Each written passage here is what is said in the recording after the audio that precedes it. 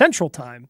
Yeah. And then we replay it from noon to 2 on ESPN Wisconsin in Milwaukee and Madison. So, like, I have gotten out of here and gotten on a golf course, and, like, a buddy of mine just looks at me and goes, wait a minute, you're just on the radio. How are you here? You still have like an hour left of that show. No. I already did that. It's already done. So what's nice about this, I didn't have to switch studios. When I do Greeny, I've got to slide over. I didn't have to move today. I'm just in the same chair as I was for Jen, Gabe, and Chewy.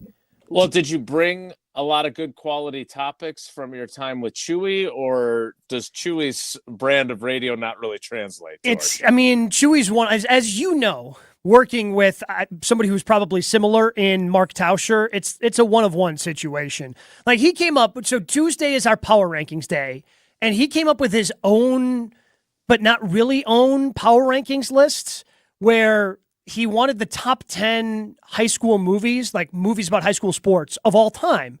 But he edited a list that he found to more accurately represent some of the movies that he liked. And there were some movies on there that I had never heard of. He had taken Coach Carter off the list, which is a movie I had heard of and have actually seen.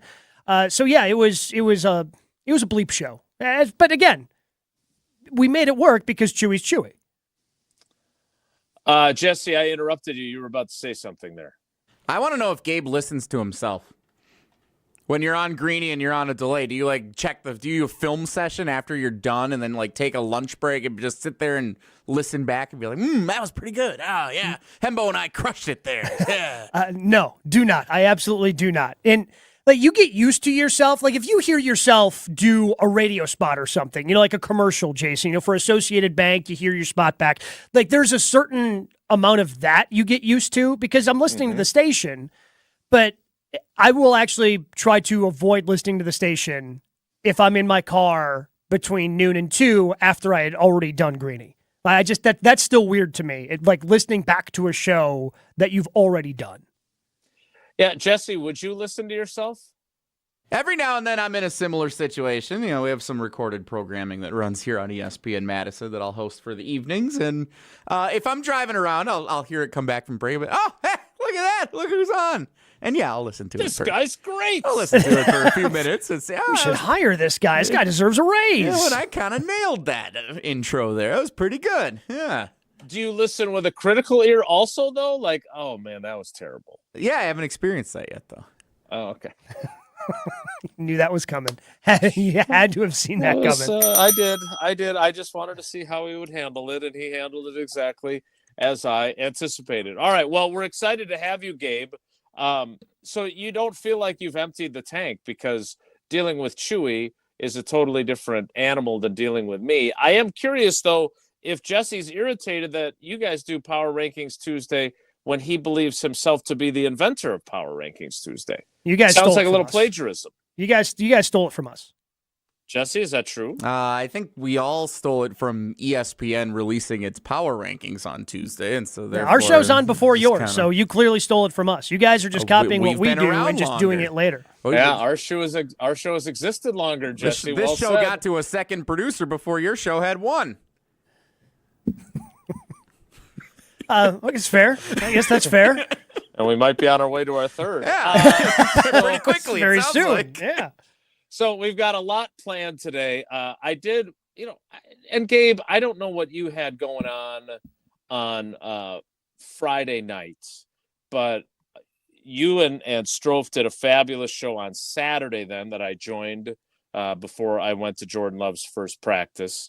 But it was like, I always thought of the Friday news dump as you're trying to bury bad news. And instead, the Packers and Jordan Love reached their agreement on the 4-year, $220 million extension, $155 million guaranteed, including a $75 million signing bonus.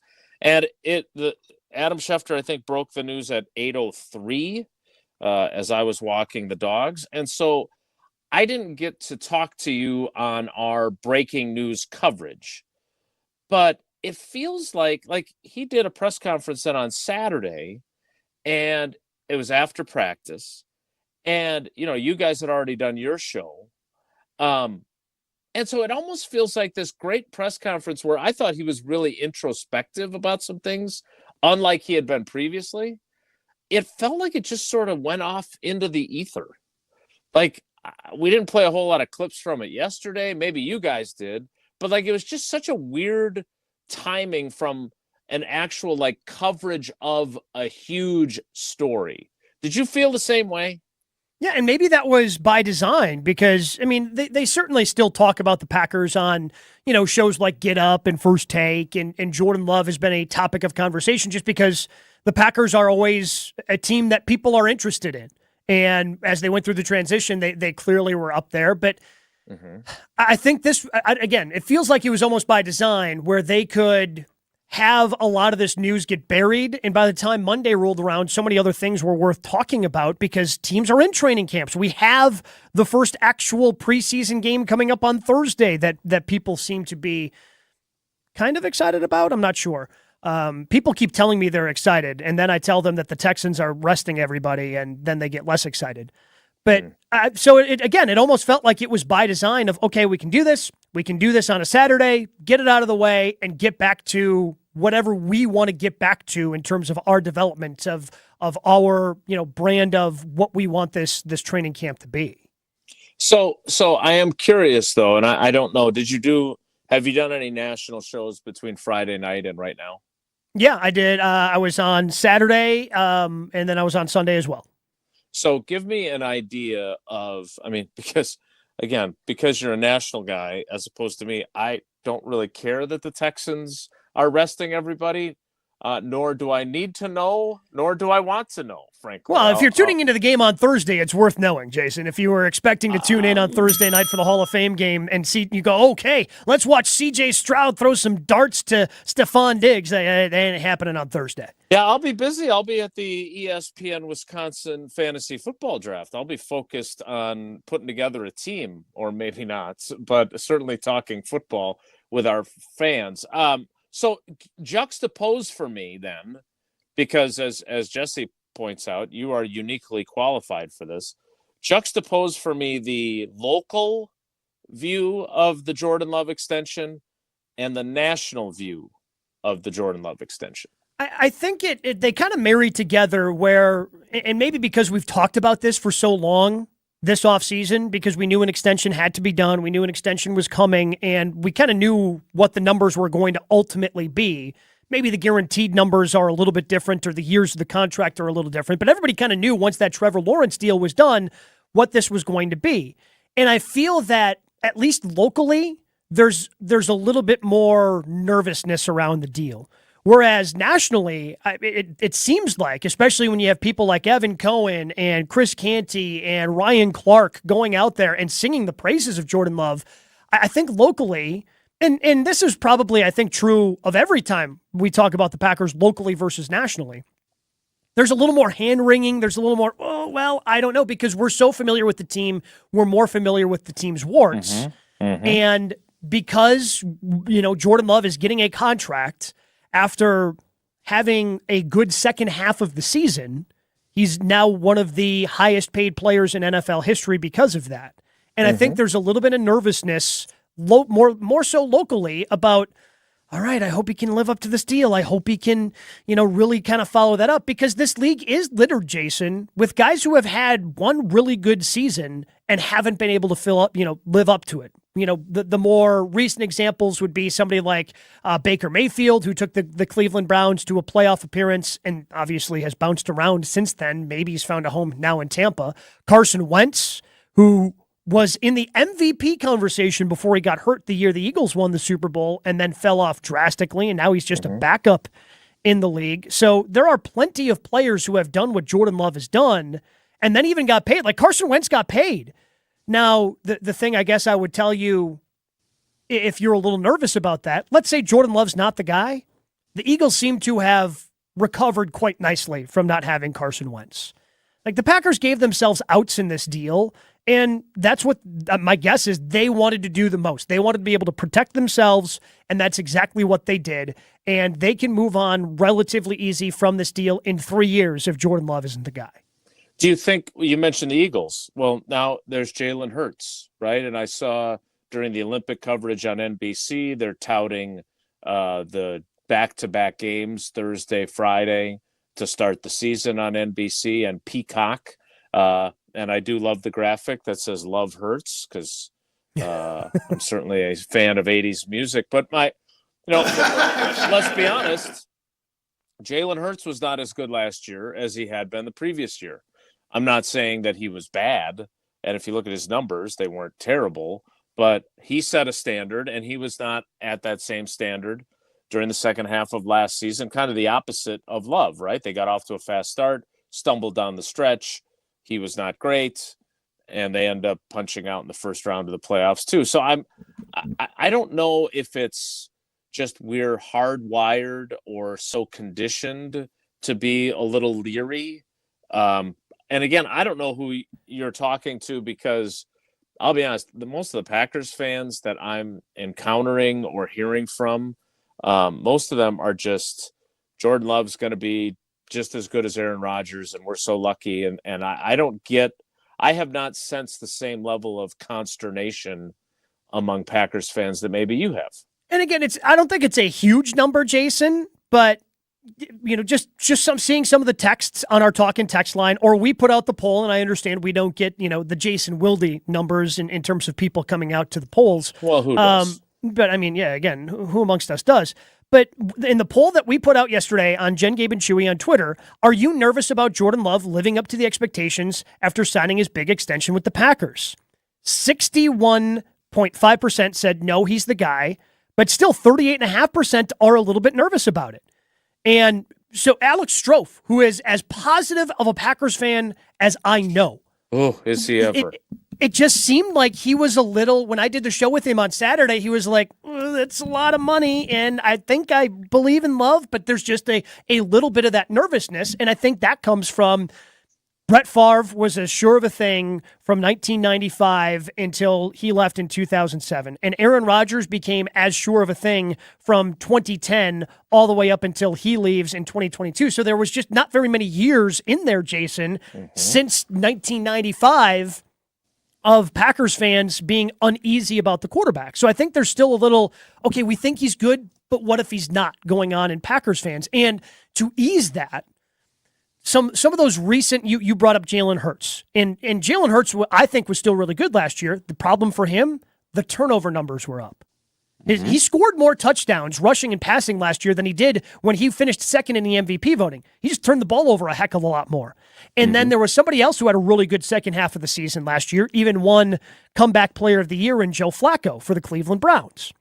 But even as that was happening, you could kind of tell it was a hot streak, because Flacco was throwing the ball up and it was 50-50 balls and the Browns were coming down with him, but he was still turning the ball over. He just made enough big plays to overcome a lot of that. For me, watching Jordan Love, and in fairness, obviously I've watched Love a lot more closely than a Jalen Hurts or a Joe Flacco. He just seemed in so much command of the offense up until the last quarter and a half, where he, had two not great interceptions against San Francisco. And I think you could chalk that up to not being in that situation before. And over the last 8 games, he was just in so much command of the offense. Like when Matt LaFleur talks about the play he checked out of and throws a touchdown pass to Dontavian Wicks in the Cowboys game. He wasn't turning the ball over. He wasn't putting the ball in harm's way. Yeah, there were a couple 50-50 balls, like when I think of them deciding to be aggressive and going out against Kansas City, against Detroit, and wanting to, okay, we need explosive plays. Let's go ahead and go after this one and get it right away. But he wasn't putting the ball in harm's way and was still making the big plays. And that's what gives me faith that Jordan Love is going to live up to this contract. All right, so what was the poll? Give me that poll question again, because now we're going to poll it, and we're going to take some calls on it, because I want to take the temperature of Packers fans, because, I always say that, they are not a homogeneous group. There are differences of opinion. There are differences in how confident you are. There are differences in who your favorite player is. So I hate it when we tend to paint fan bases with one broad brush, because I do think it's more nuanced than that. And as you pointed out, with the poll results that you guys got, with the limited number of votes it received, while it was definitely a clear majority, it was not like a canyon, as Tausch likes to call it, where there's 1 or 2% that are questioning on that side. So phrase the question for me again. Are you nervous about Jordan Love living up to expectations after signing his big extension with the Packers? That is the poll we put in the field yesterday on Jen, Gabe, and Chewy. Are we really just going to do the exact same poll? Yeah, we are. And we're going to take calls, power too. rankings all over again. If they're going to steal our ideas, we're going to steal theirs. No, I do want to do the poll, but I'll be honest. I also want people. For me, it's deeper than just the poll question. It's trying to understand the thought process of fans because, again, I'm surprised, frankly, Gabe, that you got as many yes, I'm nervous answers in that poll question. Yeah. That's higher than I would have expected. And, I do feel, and you guys know this, I do feel, and certainly I felt it last year, but I saw somebody, I don't know who this was, put together like a compilation of all the doubters saying things about Jordan Love. Doubters. Yeah. Domofsky was on it at one point talking about how Jordan Love had looked early in camp last year. Or throughout camp, frankly. And what bothered me about that is Rob accurately depicted what we saw with our own eyes. That's not doubting. That's reporting what actually happened. There's a difference between going, oh, I think this guy stinks versus this guy did not have a very good day at camp. That's not hating on someone. That's accurately reporting the information. Right. And his completion percentage hovered around 50% all camp and 11 on 11. Now, granted, he was a first-year starter. He was surrounded by a bunch of draft picks and second-year guys at wide receiver and tight end. There were extenuating circumstances, but what Rob reported on television that they used the clip of in this montage was accurate. I was there. I saw it too. And that what bothers me is that if you point out to a large swath of Packers fans, if you point out some of the less than glowing aspects of his career arc, then you're a hater. You don't want him to succeed. There's plenty of folks who have been comparing him to Mahomes and increasing that narrative from the very beginning. I was not in that group because I watched practices, and that was why you and I agreed about the revisionist history from Goody on Saturday morning. That there were all these wow throws the first 2 years. There just weren't.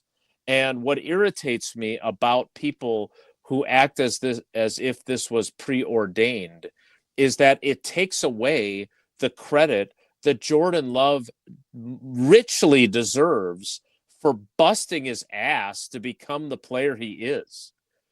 This is not just, oh, I'm really good and I've been good from the very beginning. And I didn't have to work for this. I just had to wait to play. That is not what has happened here. Things were teetering at 2-5 last year. Yes. They were teetering.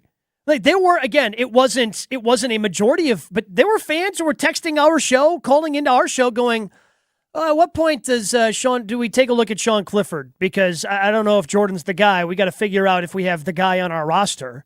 And then, Matt LaFleur lets it rip and Jordan Love lets it rip. And now the rest is history because Jordan just signed the big deal.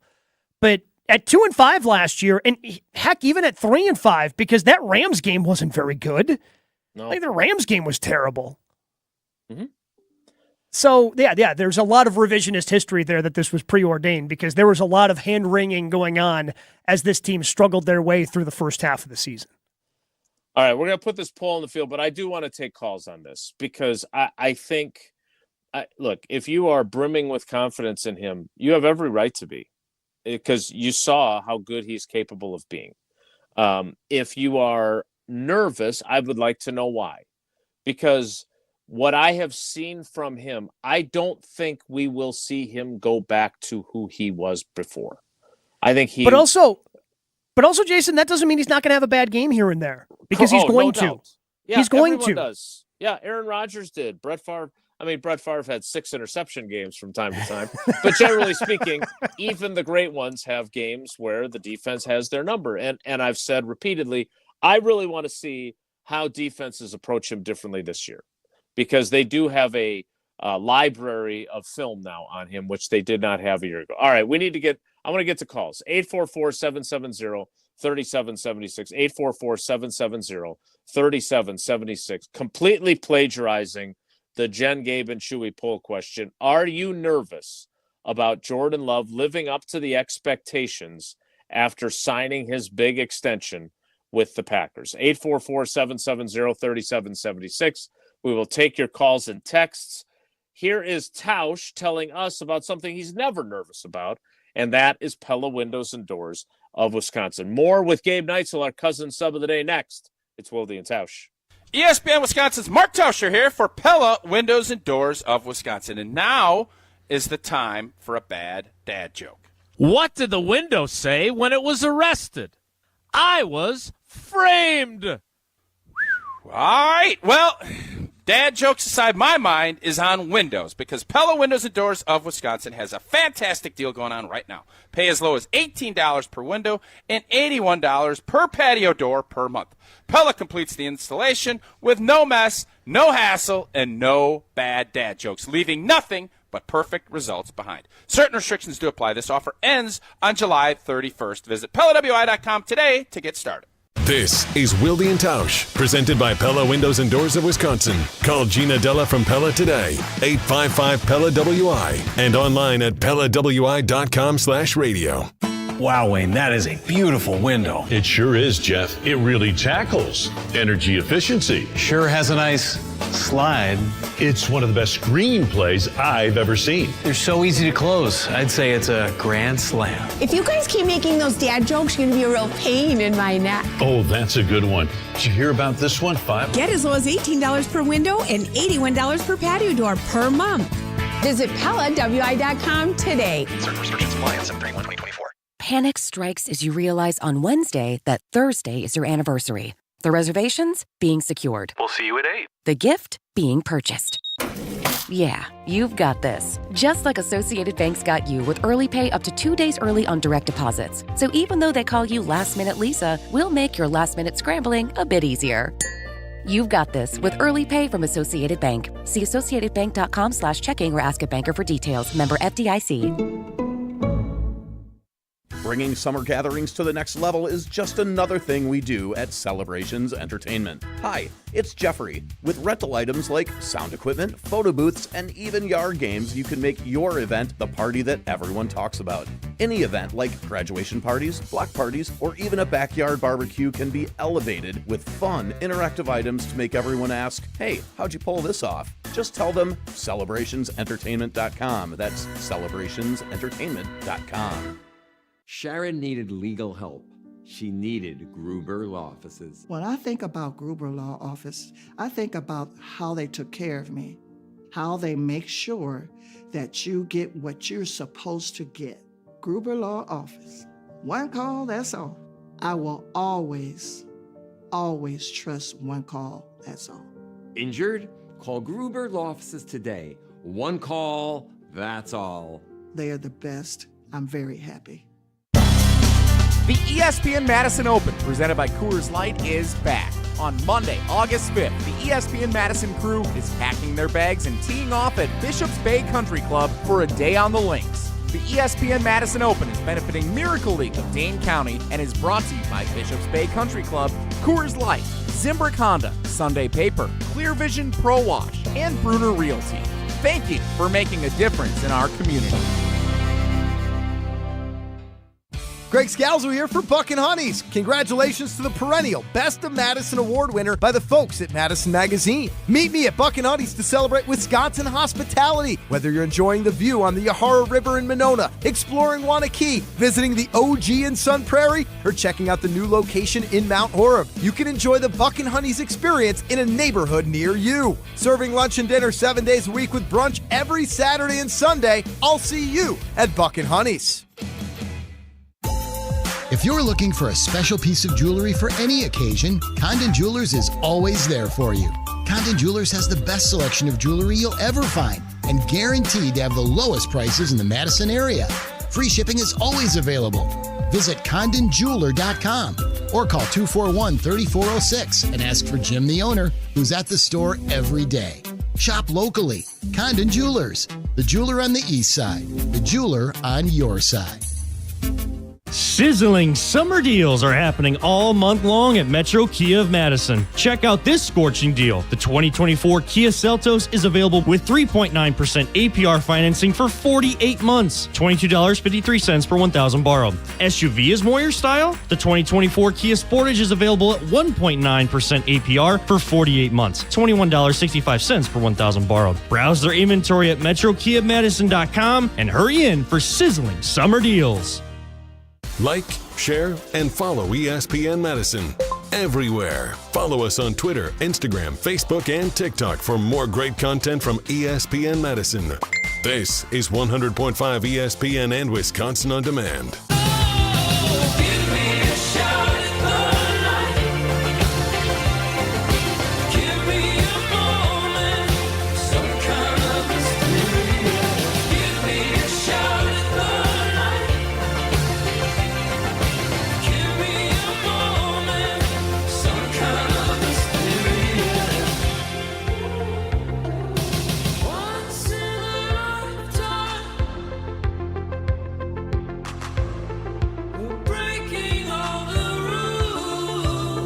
The plagiarized poll question is in the field.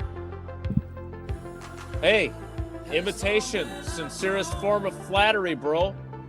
We just think the world of Gabe. 844-770-3776. The poll question is this. Flat out stealing the poll Gabe Neitzel did on Jen, Gabe, and Chewy yesterday, because I am very curious to see how our fans feel. Are you nervous about Jordan Love living up to expectations after signing his big extension with the Packers? We have 13 votes in the first 10 seconds. 53.8% no, not nervous at all. 46.2% yes, a little nervous. Now, that's pretty early, 13 votes. Let's see how that holds up and see how those numbers change. And let's go to the phones, because we got a ton of calls already. I'm excited to see that. 844-770-3776. If you're on hold, stay there, because we're only going to get to one before the break. Let's talk to Brandon in Tulsa first. Brandon, good morning. How you doing today, bud? Hey, guys, I'm doing great. Been a while since I've called in. Hope everybody had a good spring and summer. Where the hell have you been? Everything okay? Oh, I'm great. Just been running trains across the country, trying to get this economy back to somewhat normal. Doing my part. Thank you for your service. I called in because it's funny. I was just rewatching the Green Bay Dallas game, and I turned the streaming on, and I heard your guys' topic, and I am not nervous about Jordan at all. I was rewatching, and the plays he made, not just in that game, but the last half of the season, all the years of sitting and learning behind, Rodgers, it really just kind of came to fruition. And the talent that Goody saw when he drafted him obviously was there. So I've seen Jordan step onto that big stage and perform. My expectation is that he will win a Super Bowl in his tenure with Green Bay. So fully confident in his ability to do that. Who I'm nervous about, and it's because I was watching that game, is Matt LaFleur. I feel like Matt has tendencies as a coach that scare me, and now he's got his team. He's got his defense, hopefully, figured out. They've got enough first-round picks. They've got a new coach who's going to be aggressive. He's got a ton of talent on the offensive side of the ball, and he's finally got QB stabilization with no drama. Is he going to learn? Because, Jason, you made a big deal about him practicing in the rain. You couldn't believe it. Oh, my gosh, what are they doing? I almost wonder if that Dallas game gave him nightmares. You remember when he pulled all the starters out, and it seems like in 28 seconds Dallas scored 3 touchdowns? I was rewatching that game, and I'm like, oh, my God, I remember how stressful that was. Is Matt, finally saying, okay, I'm not worried about Jordan. I'm worried about me. I'm going to be on the gas until it's absolutely clear to me that I don't have to be. Maybe that's why he had them practice in the rain. He's done bubble wrapping these guys the millisecond he can, and he's like, it's time to go. So that's who I'm nervous about this season. Is Matt going to learn from his bad habits and tendencies, or is he still going to be that, hum-ho, conservative guy that sometimes doesn't pay off? That's my biggest concern going into the year. He's a great play caller. I love his attitude as far as a leader, but between the two, fully confident in Jordan, zero worries. I'm more worried about Matt LaFleur. Is he going to be good enough of a coach to take us to a Super Bowl and win? Wow, so that's interesting. And Gabe, I want to get your thoughts on it. Thanks for the call, Brandon. We're glad to have you back. I guess, first of all, like, I believe, and this is not a knock on Jordan Love, I think this is just trying to be honest in my view, I think Jordan Love is in the perfect system for him. Like, I think he's not quite as, at this point in his career, certainly can change, and we've certainly seen his accuracy improve throughout the course of his 4+ seasons now. But, like, he's in a system where guys are schemed open, certainly better than the Mike McCarthy system did that, right? And so I think he's in a great system for him to succeed, and that's Matt LaFleur's system. Now, in terms of taking his foot off the gas, I don't know if LaFleur's got a track record of doing that. I guess that doesn't really resonate with me. Certainly in that game, he put Sean Clifford in for 3 plays, but I thought that was more the fact that he had a crappy defensive coordinator who they were up 48-16. Like, I'm not worried about anything that happened in the second half of the fourth quarter in that game. Like, they were up 48-16. Like, he was supposed to keep his starters in. When you're up 48-16, you're winning a playoff game, Jason.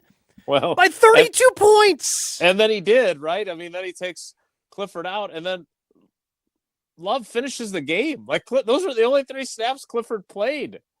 Like, it did get, I understand from a fan perspective, it got a little closer for comfort than you would like. It reminded me of that game where they were beating Favre in, like, 2010 at Lambeau, and then suddenly it got close at the end, and there was like that throw to Harvin in the end zone where he was out of bounds, but he was awfully close to catching another touchdown, and it did have that vibe to it. So I get where Brandon's coming from. Look, I think Matt LaFleur is underrated, and I think that Jordan Love owes a portion, not a large portion, but a portion of his success to being in the right system, in addition to him waiting for his time to shine and that allowing him to develop. All right, we'll get to more calls. 844-770-3776, 844-770-3776. That's one number you need to know. The other number you need to know, hopefully you never have to call it, is the number for Gruber Law Offices. One call, that's all. 414-276-6666, 414-276-6666. You've heard that number a million times. You know that one call, that's all, is what David says. But learn more about Gruber Law Offices by going to gruber-law.com. Find out more about David's history and the history of the firm, all the great lawyers that are there, but also everything they do throughout our communities. They are extremely involved in our community. So again, gruber-law.com. More of your calls, and we'll check in on the poll question next with Gabe Neitzel as our cousin sub of the day. It's Wilde and Tausch.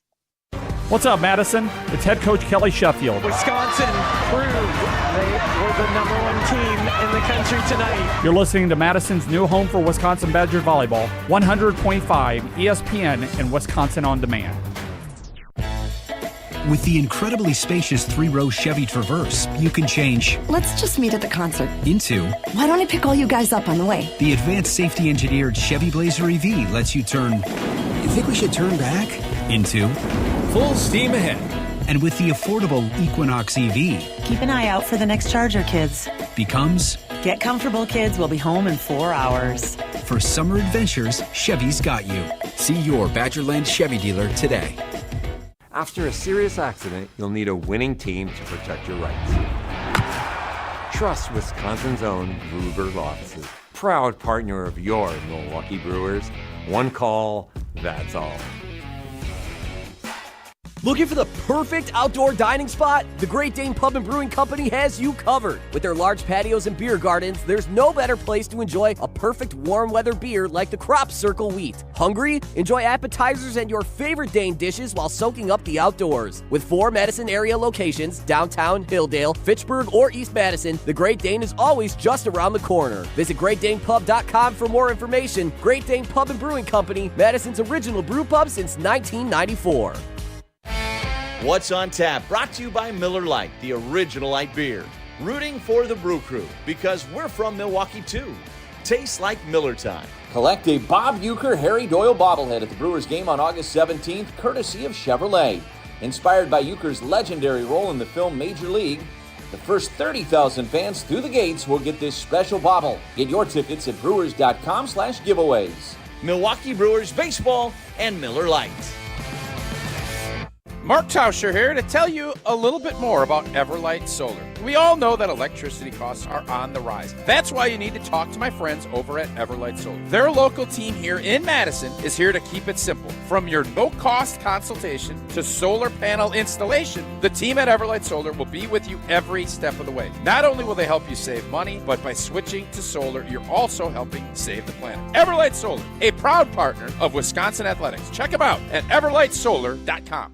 Grab a Coke and grab some cash with the Coca-Cola Summer Cash Grab, only from Quick Trip. Play daily in your Quick Rewards app for a chance to win up to $250,000. Earn extra chances to enter by purchasing any qualified Coke, Monster Energy, Powerade, Body Armor, Smart Water, or Core Power Elite products with Quick Rewards. Summer just got a whole lot cooler with Quick Trip and Coca-Cola. No purchase necessary. See QuickTrip.com/sweepstakes for details. Get your team ready and spend your fall evenings with MSCR on the volleyball court. Jesse Nelson here. Registration for Madison School and Community Recreation's Adult Fall Volleyball Leagues is now open. Men's, women's, and all gender leagues are forming now for play beginning in early September at locations around Madison. MSCR Adult Volleyball Leagues offer fun for every level of player and welcome all participants. For more information and to register today, go to mscrsportsleagues.org. That's mscrsportsleagues.org.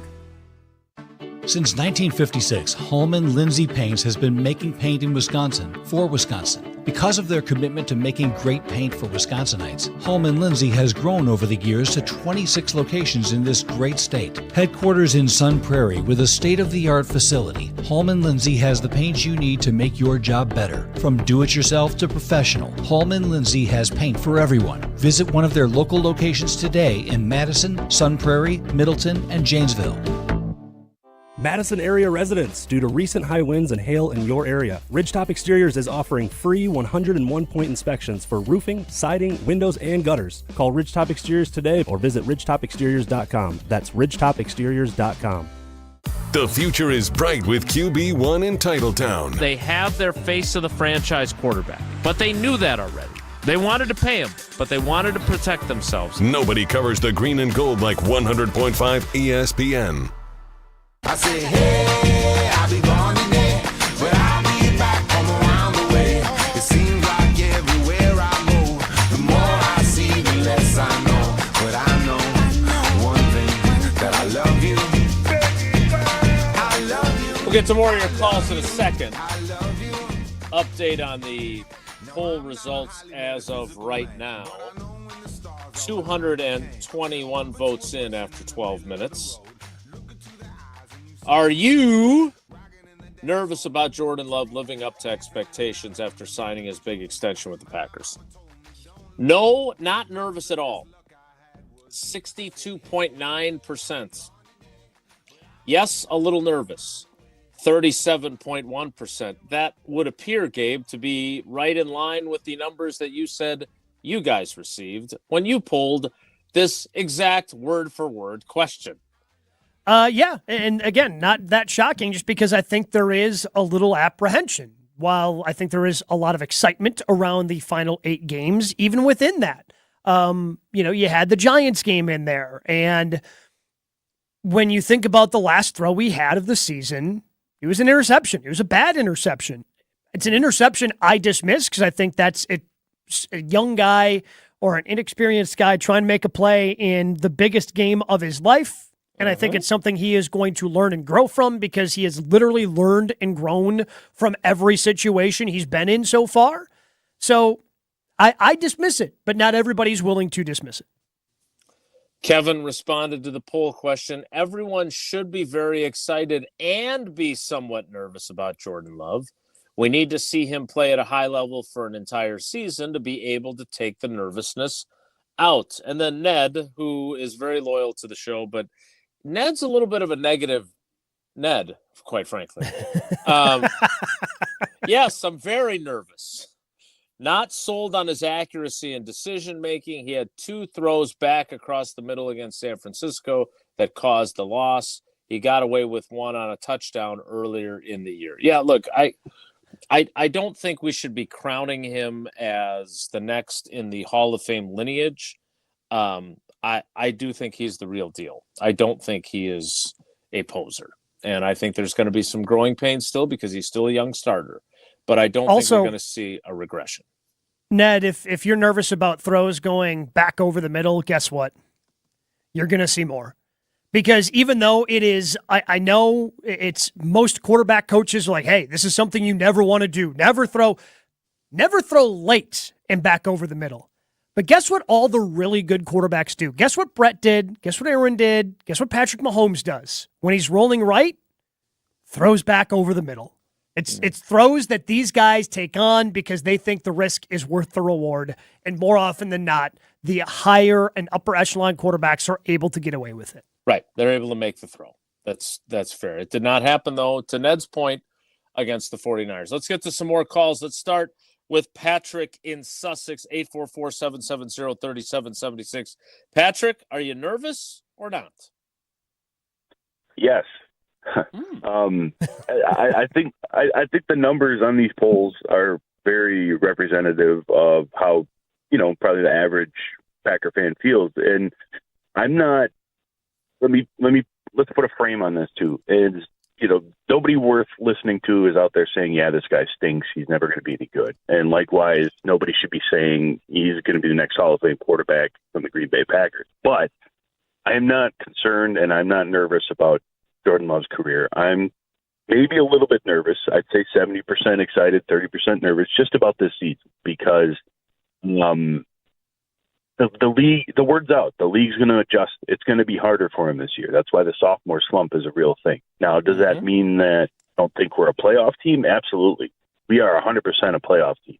If we don't make the playoffs and if we don't make it deep into the playoffs, it's a disappointing season.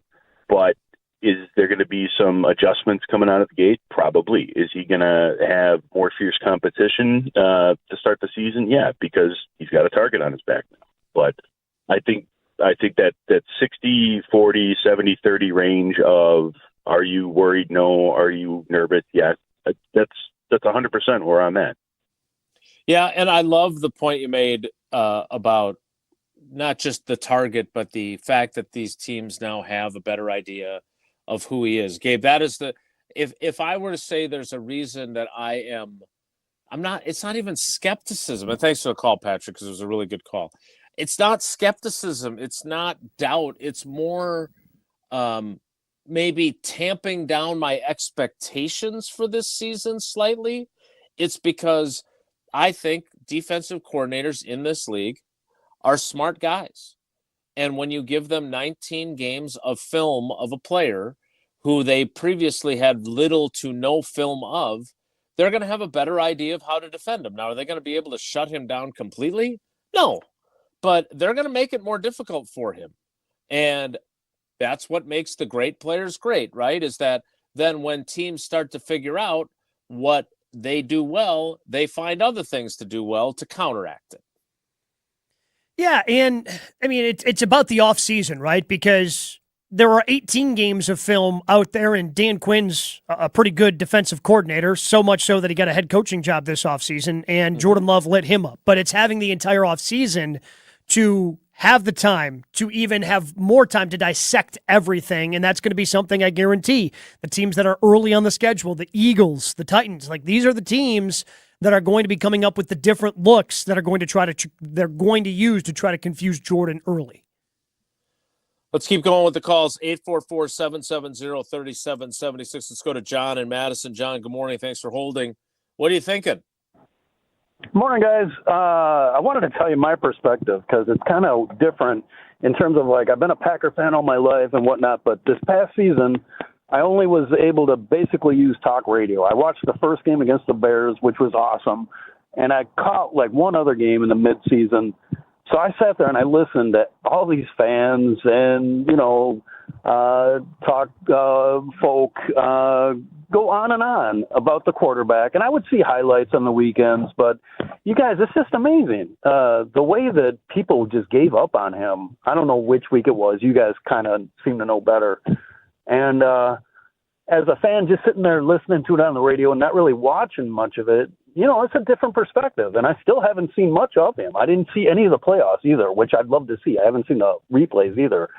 But it's like, my gosh, Packer fans just are crazy sometimes. And I bet I'm one of them. So that's kind of my perspective. I'm not worried. You guys think about it.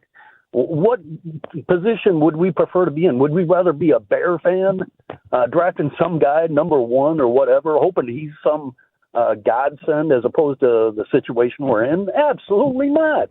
There's no way you can avoid anxiety at some level. And the only way we could improve on what we have is if we would have signed him last year. And Packer fans would have been sitting there going, we paid him too much. We paid him $37 million. We're crazy. So you really can't avoid it. So, that's my 2 bits, you guys.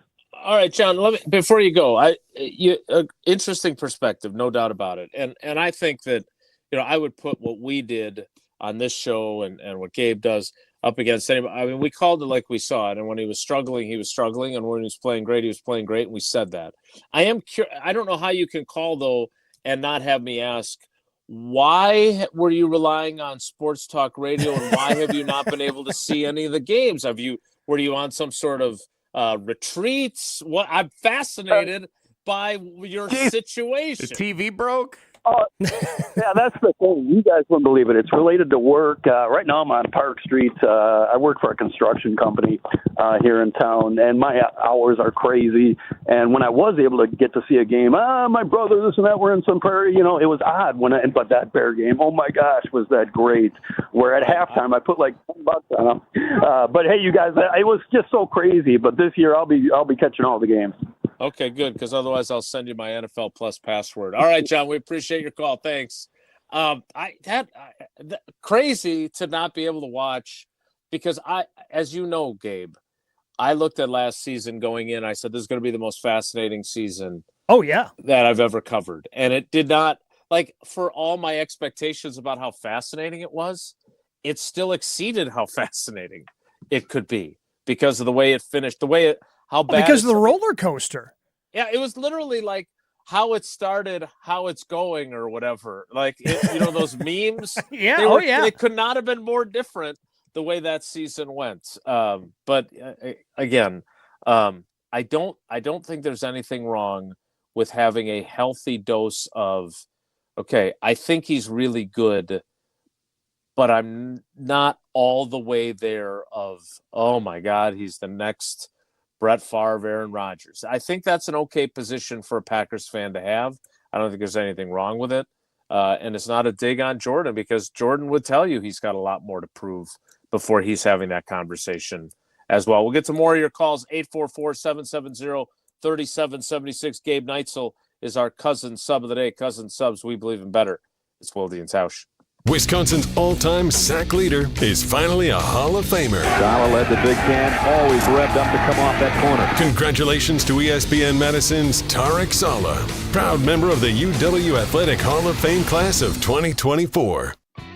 Step into nostalgia with the Miller High Life Dive Bar of the Week. Listen to Jim, Matt, and Molly every Thursday to find out where you can enjoy $2 Miller High Lifes. To celebrate our love for dive bars, we are going to tell you about some of our favorites, featuring one extra special dive bar that will have $2 High Lifes on special for the week. Taste the champagne of beer in its natural environment. A delightfully different dive bar in Wisconsin, like London Depot, the Nitty Gritty in Madison, the Dam Bar, and Dive In. Rah. Pella Windows and Doors of Wisconsin present your Badger Minute. This Badger Minute brought to you by your Badgerland Chevy dealers, proud supporters of Badger Athletics. Go to BadgerlandChevy.com. With your Badger Minute, I'm Hunter Vaughn. Newly extended athletic director Chris McIntosh was at the Big Ten Football Media Days in Indianapolis last week, and he talked about the state of the football program in year 2 under head coach Luke Fickell. I think our program has gotten better. I think our program has gotten stronger. I'm excited for our team this year to go out in Camp Randall and show what they've been working on, the progress that they've made against, some of the highest caliber teams in college football. That's an incredible opportunity. Order today from Pella Windows and Doors of Wisconsin and pay as low as $18 per window and $81 per patio door per month. Visit PellaWI.com. Since J&K Security Solutions opened in 1987, our attention to detail and customer service have been our strongest assets. I'm President Jeffrey Beckman. We'll always do our best to find the most efficient and cost-effective solution to every job we tackle. Whether it's security for your home or business, installing video surveillance, or being able to control your garage doors from your phone, we can help you feel empowered with simple and user-friendly technology. Let's work together to secure your home or business. jksecurity.com. Hey Madison, this is Kayla Conklin. I am the president of the Urban League of Greater Madison Young Professionals, and we are an auxiliary organization off of the Urban League of Greater Madison for ages 21 to 40. If you are a young professional in the city and you're looking for a space to do community service, volunteerism, civic engagement, and network and grow as a young professional, we would love to have you. Please visit our website, www.ulgmyp.org, to register and learn more. Condon Jewelers, the jeweler on the east side, the jeweler on your side. When you see Diamond Jim, you can count on him to be on your side. Selection beyond compare with on-site repair, so you can wear your jewelry with pride. Condon Jewelers, the jeweler on the east side, the jeweler on your side. Discover a new generation of Audi featuring the all-electric Audi e-tron models. You can save $7,500 on select Audi EVs with the AFS EV lease bonus. See dealer for details and exclusions. Eligibility is subject to credit approval through Audi Financial Services. Cannot be combined with national customer credit. Offer expires July 31st of 2024. Stop in and test drive today. The Summer of Audi sales event is here. Check out our website to see our current qualifying inventory. Start your adventure at Zimbrick Audi of Madison today, off the Beltline and Rimrock Road. Hi, Drew and Jonathan Scott here, reminding you that American Family Insurance agents can help build a customized renter's policy so you can protect stuff like this, or this, or even this. Well, case in point. Life's better when you're under American Family's roof. Insure carefully, dream fearlessly. Get a quote and find an agent at amfam.com. Products not available in every state. American Family Mutual Insurance Company SI and its operating company, 6000 American Parkway, Madison, Wisconsin. Wilde and Tausch on 100.5 ESPN is brought to you by Everlight Solar. Save money, save the planet. Everlight Solar.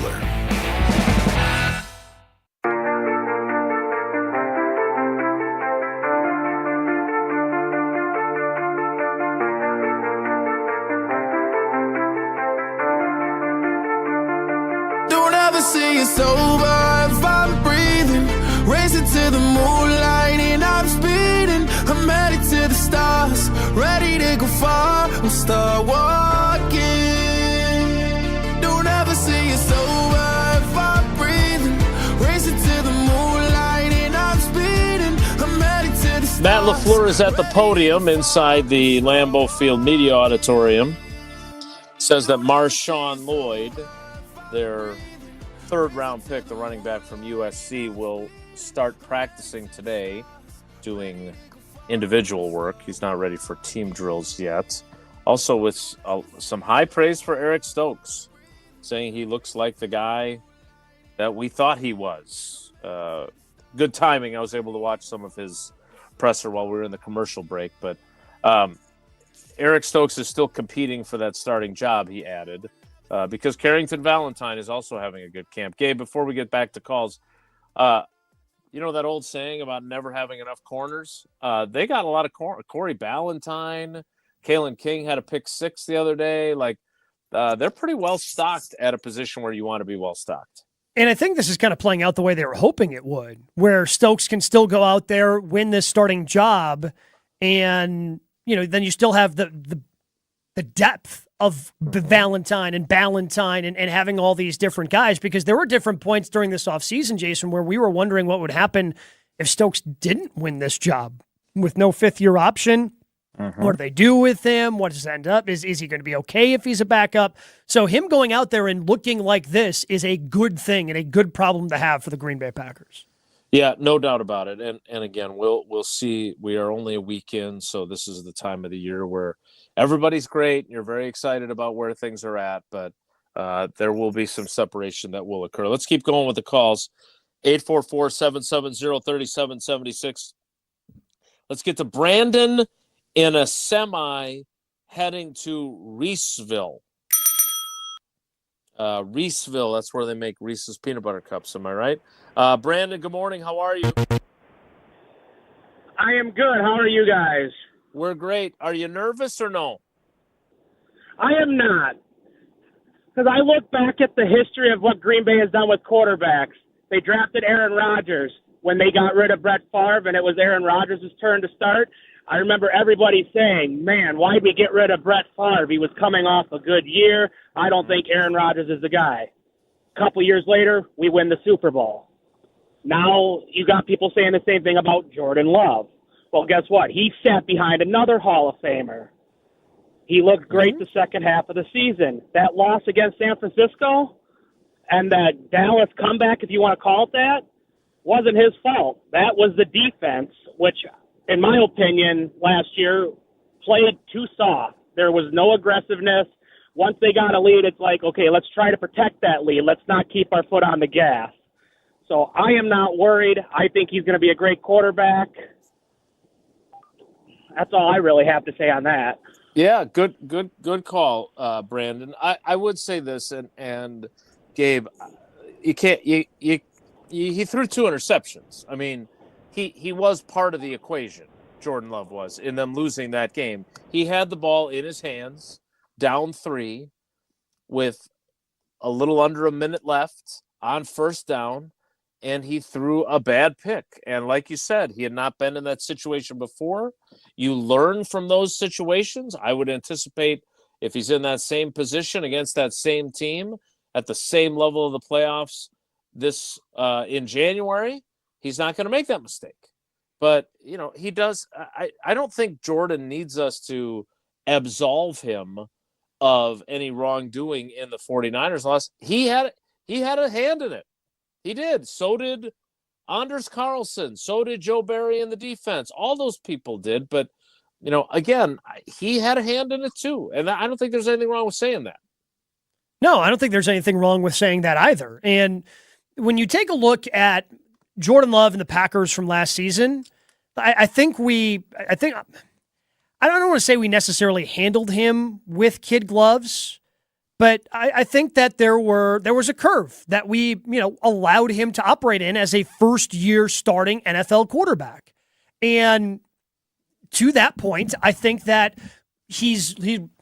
we dismissed the interception, right? If he throws that same interception, Jason, this year, if that's how the Packers season ends on first down as he's trying to lead a 2-minute drill at the end of a game, and he throws a bad interception like that, not a tipped ball that gets in and somebody grabs, a bad interception like that, we're going to be a lot more critical. We're going to be a lot more critical of him and the team if that happens again this year. That's the expectations of the contract, and that's the building on expectations that they set last year.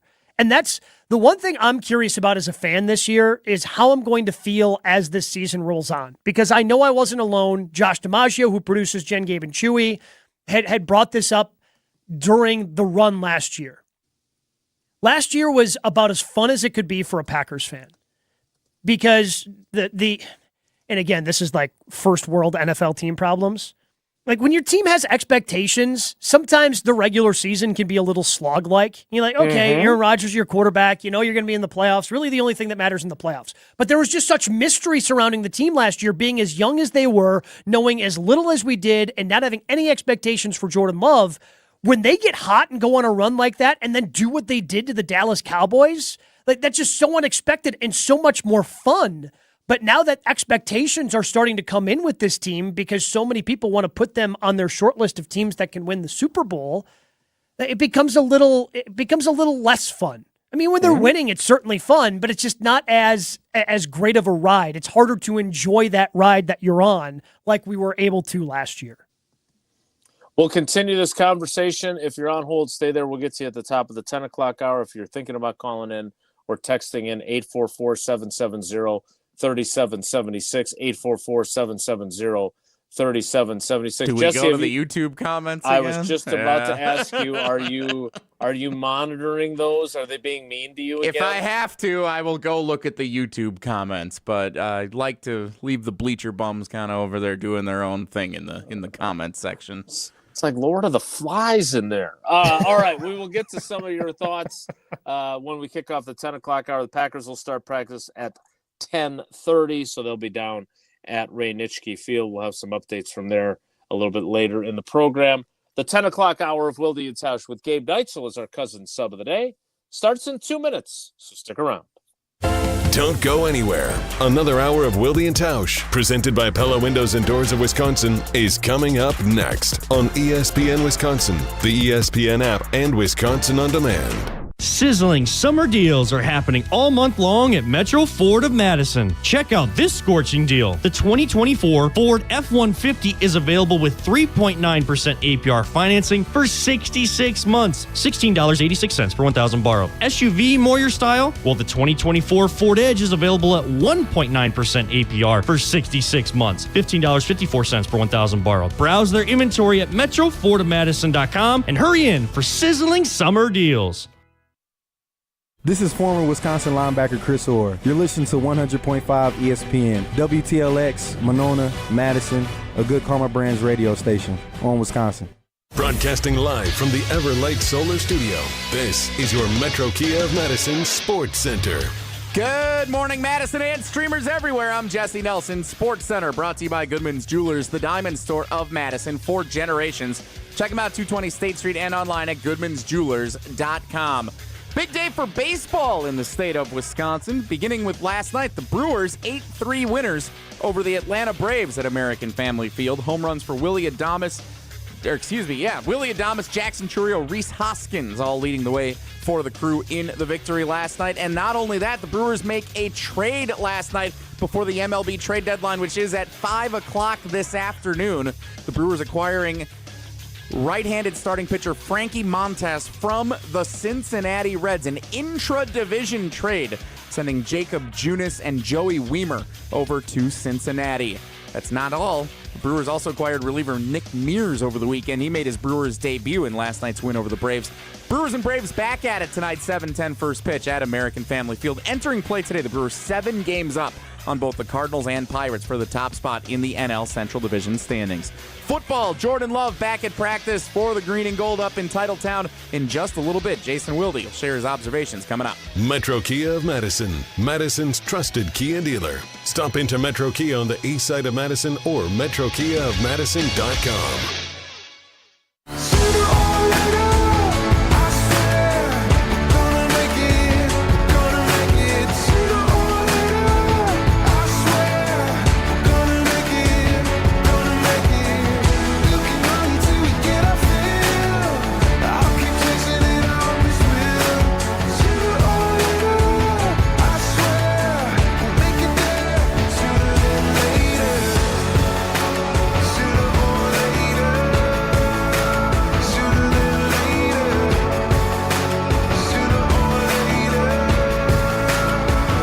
The 10 o'clock hour of Wilde and Tausch with Gabe Neitzel as our cousin sub of the day gets started.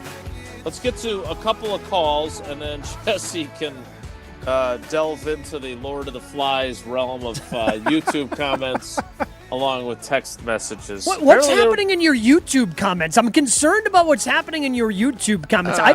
Again, Jen's the one who typically on our show monitors the talk and text line and the YouTube because she's driving the show. And, you know, I've had to as she's down in Alabama working on her first story for game day this year.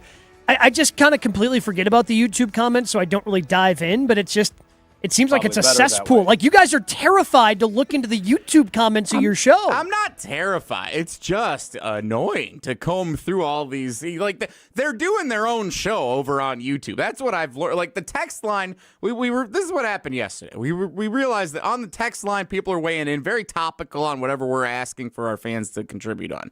Over in the YouTube comments, they're talking about Zach Tom and all kinds of things going on. As I just briefly reviewed this, I don't even know. Like they're not even talking about Jordan Love and the Packers are over there. It's Zach Tom and it's random conversation. They're doing their own thing, and it's just you got to sort through. It's just irritating. Maybe their show's better. Maybe they've got some ideas that we need to be covering. It's also, I mean, we got 2 YouTube comment sections to go through because we got the Madison one and the Milwaukee one. Yeah, so then you got, I thought we were in the good. Like, let's not go to this chain restaurant. Let's go to the one across town because that's the better one. Like, no one even knows where to comment in this thing. We love and YouTube. they're questioning our appearances, how we look. Yeah, it's just a whole thing. Yeah, they're a lot meaner on YouTube in general, I'd say. Yeah. It's good to know. I definitely should not look then. All right, let's get to a couple more calls, and then we'll get to text at least, even if we ignore the YouTube comments. Let's go to Eric in Green Bay. Eric, good morning. How are you today? Good morning. How you guys doing? Good. Nervous or no? I like how the caller said it earlier too, with kind of the spin on cautious optimism and kind of like the 70% optimistic, 30% cautious. I would say going into last year, it was probably 30% or more cautious. And that's considering a lot of things. Utah State junior year, I think it was 32 that was the year before, 20 touchdowns, 17 picks. And that was following a coordinator change and kind of getting into his first role. And then, and then there's other factors, the reluctance to commit to him early on. Again, part of that had to do with the success of Rodgers, winning the back-to-back MVPs. But, and then consistent reports that he never really had a strong grasp of the offense and really wasn't wowing anybody through preseason or training camp, anything like that last year. But so you kind of know what the floor is, and I would still expect that floor would be raised. But I guess going into this year, I think the thing that makes me most optimistic isn't necessarily anybody returning on offense, but more just having another year with Adam Stenavich and then Tom Clements.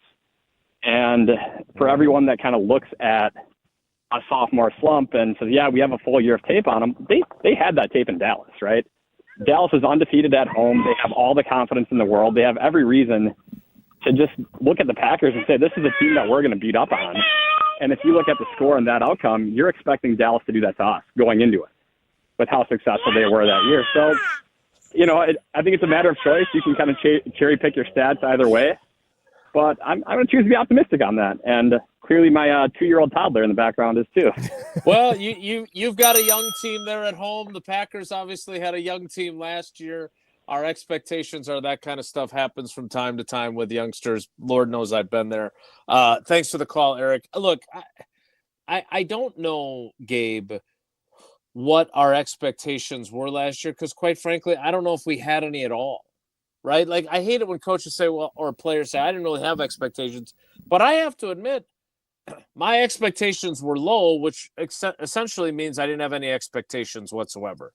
I mean, to think that we're going to go 6-11, which you and I both thought, and we, made poor Alex Strofe, Mr. Optimism, such a sad, sad fellow at the State of the Packers at Summerfest before that season, and then to see the mood now, I am curious to see how they handle expectations. They can say all they want that they don't pay attention to them, but they know that they're out there now. And they have them for themselves. Yeah, I was about to say, they have them for themselves. I mean, we hear Tausch and Chewy talk about that.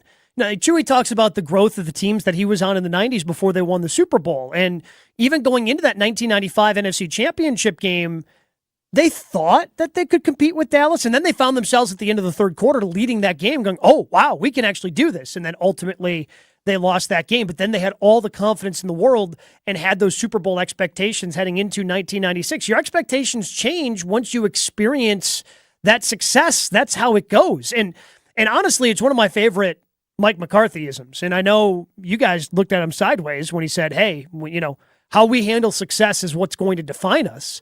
But that is a real thing that teams have to deal with. Like going into last year and not really having any expectations. I don't know what their expectations were as a team, but I can't imagine it was, especially after 2-5, go and win a playoff game on the road in Dallas. I don't think that was a part of the expectations. But now that you've done that folds in. How do you handle those expectations? How do you handle those expectations for yourselves now that you have tasted a little bit of success in the NFL? And it doesn't matter if Dan Orlovsky puts you on the short list. It's what are your expectations and what are you doing to live up to them internally? And that is something that is the next growth step for the Packers. And I'm curious to see how they handle that, certainly. Let's get to one more call because this guy shouted to me at practice the other day as I was departing. It is Cheesehead Bucky. Cheesehead Bucky, how you doing? Hey, I'm good. How are you guys? Great to see you on Sunday, Jason. I'm sorry that I was in a rush to get back for locker room, but it was great to see you too. What do you got for us? So I'm not nervous at all. My whole thing is one. I mean, I don't know how you guys feel. Well, I think you guys might have touched on this both, but I think we actually got Jordan at a discount when you look at the guaranteed money. Of this contract compared to Tua, compared to Trevor Lawrence, compared to some of those guys. Yeah, we can look at the $55 million a year, but if he's making $55 million a year, then that's great because I'm sure those incentives include him playing very well and winning a lot of games. So if he completes the contract, that's fantastic. Second off, every team that we played twice last year, Jordan Love played better in that second game after teams had film of them basically dismantling him in their first games. Really good point. The film I'm not too concerned about. Like the last caller said too, like we played the Cowboys, they had a whole season of film on them and he dismantled them as well. So I'm not necessarily worried about him and what now is he going to be Aaron Rodgers? Is he going to be Brett Favre? I don't know if the stakes are going to get that high. The potential to me looks there, but I think this team and the way that he handled himself when, maybe he could have just folded after those first games. But I think we all saw little glimpses amongst those games before he became the best quarterback in the NFL at the end of the season last year. And with that interception, if it's not raining, a monsoon, he might complete that pass. He might drop another dime. So I think the learning curve on that is knowing that maybe you can't make that throw in that weather conditions and not necessarily was that the right throw because we saw him drop dimes that whole first half and even into the third quarter when they came out there and scored 2 touchdowns. Yeah, and great call. I don't know if I agree with that entirely, only because, Gabe, I mean, it was late over the middle across his body, and there were 3 defenders there. Like it was not, I mean, even if he gets more on the ball, I don't think he gets it there. And it was an unnecessary throw, but first down.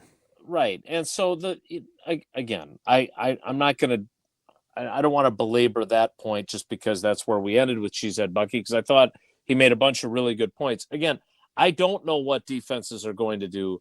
And Dan Quinn did have a season's worth of film on him. But I just think it's different when your scouting people and your video group can take and put together a compilation for your coaches every week when they're game planning, when there's just more time to put all that together during the off season. So then you have it available along with the current film to use to prepare for a quarterback. That's all. There's a reason teams self-scout during the bye because they have more time.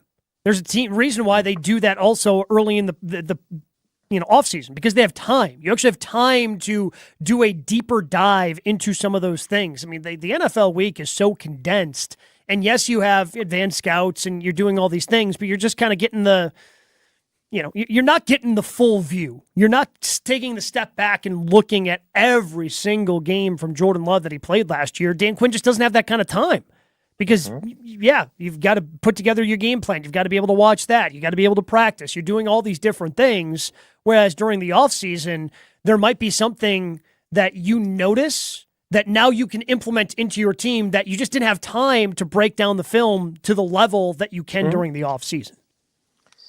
All right, we will delve into your text messages, and if Jesse has the stomach for it, maybe we'll even get to a YouTube comment or two from the video stream. We'll get to that coming up as we get ready. Packers starting practice at 10:30. We've got trivia coming up a little bit later, and we'll have some observations from practice after that.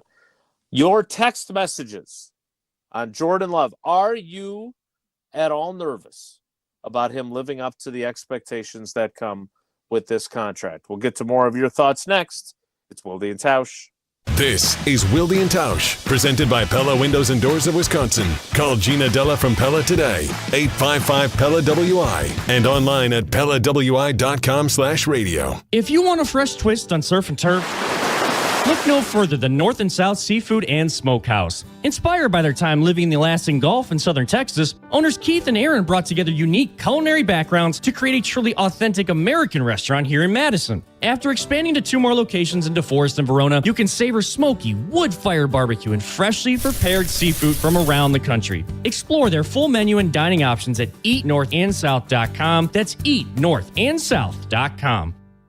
The biggest names in the basketball world. Dame Dollar Lillard. Having fun and honest conversations. He puts it in the shoe, right? And sets the tone for brothers and sisters and family. Every week, Thanasis Adetokounmpo sits down with special guests on Thanalysis Show. Presented by Carbless Ready-to-Drink Cocktails. Fantastic. Find Thanalysis Show on Spotify, Apple, or wherever you get your podcasts. And on YouTube by searching Thanalysis Show. Bikers need protection, not just from other drivers, but unfortunately from insurance companies too. If you've been injured in a motorcycle crash, call Gruber Law Offices today. Bikers are often blamed for causing the accident because the insurance companies simply don't want to pay. At Gruber Law Offices, we've been fighting for injured bikers and their families for more than 30 years. Trust us to fight for what you deserve. Gruber Law Offices. One call, that's all. Are you in need of expert exterior renovations? Look no further than Ridgetop Exteriors. For over 22 years, we've been the trusted name in roofing, siding, windows, doors, and gutter replacements. I couldn't be happier with the new roof Ridgetop Exteriors installed. It's like having a brand new home. The team at Ridgetop Exteriors made upgrading my siding a breeze. Quality work and friendly service. With a track record of excellence, we take pride in transforming houses into dream homes. Visit us today at ridgetopexteriors.com for a free consultation. Ridgetop Exteriors, your trusted local affordable partners. Mark Tusher here for Chalmers Jewelers. I've been a big fan of Scott, Garrett, and the whole team at Chalmers Jewelers for years now. I go there, my friends go there, and most importantly, my wife loves it whenever I get her something from Chalmers Jewelers. It's my go-to spot for birthdays, anniversaries, and any special occasion. For quality jewelry and a great experience, choose Chalmers Jewelers, the place to go for that perfect gift. Stop at Chalmers Jewelers in Middleton and Madison. Chalmers Jewelers in Middleton and Madison. Derek Jeter for American Family Insurance. Life's better when you're under the American Family Insurance roof because they'll help protect your family's dreams. Whether it's a kid like me aiming for the big leagues, future rocket scientist, we have liftoff, or a budding prima ballerina, you can count on an American Family Insurance agent to help you dream fearlessly. Get a quote and find an agent at amfam.com. Products not available in every state. American Family Mutual Insurance Company, SI, and its operating company, 6000 American Parkway, Madison, Wisconsin. When it comes to security for your home and family, you want a winner, and we found one when we placed our trust with J&K Security Solutions. This is Greg Gard. Kim and Jeff hit the game-winning shot for us with the Control 4 home technology system. Home or away, from our smartphones, we can open the garage door, dim the lights, turn on the TV, as well as arm the security system. That's convenience as well as peace of mind. Let J&K Security Solutions do for your home or business like they've done for us. Call 255-5799 or online at jksecurity.com. Every event tells a story, from the first impression to the final moments. Have someone guide your guests through every chapter the way you want the story told. Hi, it's Jeffrey from Celebrations Entertainment. With a strong presence, great voices, and an award-winning team, trust us to guide, direct, and inform your guests through all the different chapters of the day. For fun, memorable entertainment for any event, please visit us at celebrationsentertainment.com. That's celebrationsentertainment.com. The future is bright with QB1 in Titletown. The organization feels great about this, and I think Jordan Love feels great about it too. Nobody covers the green and gold like 100.5 ESPN. This ain't a good time, but when is it ever? I know the perfect time, and maybe that's never. So don't you dare leave me now, throw my heart on the ground. 'Cause tonight ain't the night for sorrow. But you can hurt me tomorrow. You can hurt me, you can hurt me, you can hurt me, you can hurt me, you can hurt me, you can hurt me, you can hurt me, you can hurt me tomorrow. You can hurt me tomorrow. You can hurt me tomorrow. Girl, save it for Continuing with Gabe Neitzel, our cousin sub of the day. Cousin subs, we believe in better. I feel a little bit like Brad Pitt in Moneyball. Is losing fun? Oh, what are you having fun for? What are you having fun over there? What are you do? Who's in the studio with you, Gabe? Well, I mean, a couple people just, stopping by, just giving a potential partner, I think, a little tour of the ESPN Milwaukee studios. So, just saw our guy, Sugar Shane, Ben Brust, bringing somebody through. So, then we started talking about golf, and, then I get excited. You were in a very chipper mood. We'll see if we can change that with some of the YouTube comments. But, Jesse, what do you have on the text line and or the YouTube comments? I want to point out to everyone on YouTube, I did not say that. Here's Joe in Minneapolis on the text line, which I like more. Hey, guys, 2008 seems like it was 1,000 years ago. Was there this much worry or concern about Aaron Rodgers? When did we know Aaron was the guy? Joe in Minneapolis. So from what I remember, Jason, and you can correct me if I'm going revisionist history on this. But revisionist history. I remember the excitement. There was more excitement going into 2008 for Aaron because of the Dallas game in 2007. Like going into that Dallas game, there was not a lot of high praise of Aaron Rodgers. There was more concern, I think, because of some of the injuries that he had sustained, whether that be in training camp. I think he broke a foot when he got some limited playing time in a season against the Patriots, I want to say. Correct. But so there was concern, especially because, Brett was the Iron Man. Can this guy be durable? Can he even, we don't even know if he can play because Brett's playing all these snaps. And then he comes in against Dallas in a game where Brett was not playing very well. Favre gets knocked out of the game. Aaron comes in and almost leads them to a comeback. And the Cowboys had the best record in the NFC that year. So you're going, okay, maybe this guy can play. And then when the drama starts and Favre retires, I think there was some excitement around Aaron because of that game. I'm not saying everybody was ready to crown him, but I think there was just more excitement versus the cautious optimism that existed around Jordan Love going into last year, because in the one meaningful game in meaningful time that he got, the 10 snaps against the Eagles aside, he wasn't very good against the Kansas City Chiefs. And I know the Packers tried to protect him the best they could, and Matt LaFleur, was trying to say, hey, put that on me to everybody who would listen last year or anytime somebody brought that up. But I think because of the limited amount that we saw them in actual games that matter, because Aaron's was good, there was more excitement for Aaron. So a couple things. First of all, while they had a 3-game losing streak, they started the season 4-3. So it was the opposite of the start that Jordan got off to, right? So that's part of it. Secondly, in 8 of the 16 games, Rodgers had a passer rating over 100, and they were spaced out throughout the season. Now he had, let's be honest, he had some games where he did not play well also, right? He had 2 picks or he had 3 interception games that season, 3 against Tampa Bay, 3 in New Orleans. But that Tampa Bay game probably ended up being a spot in the positive column for him, Jason, because there were questions about his durability, and he played that game with a shoulder injury. Like he might have even been listed at doubtful heading into that game. So I think he got hurt. I think he got hurt in the Tampa game, and then he played in the Atlanta game the next week. Oh, okay. Yep, that's what happened. Yes. The Atlanta game was at home, and they had to drive him down surreptitiously to the Hudson Center so he could show everyone that he despite dislocating his throwing shoulder and having it pop back in, he was able to throw.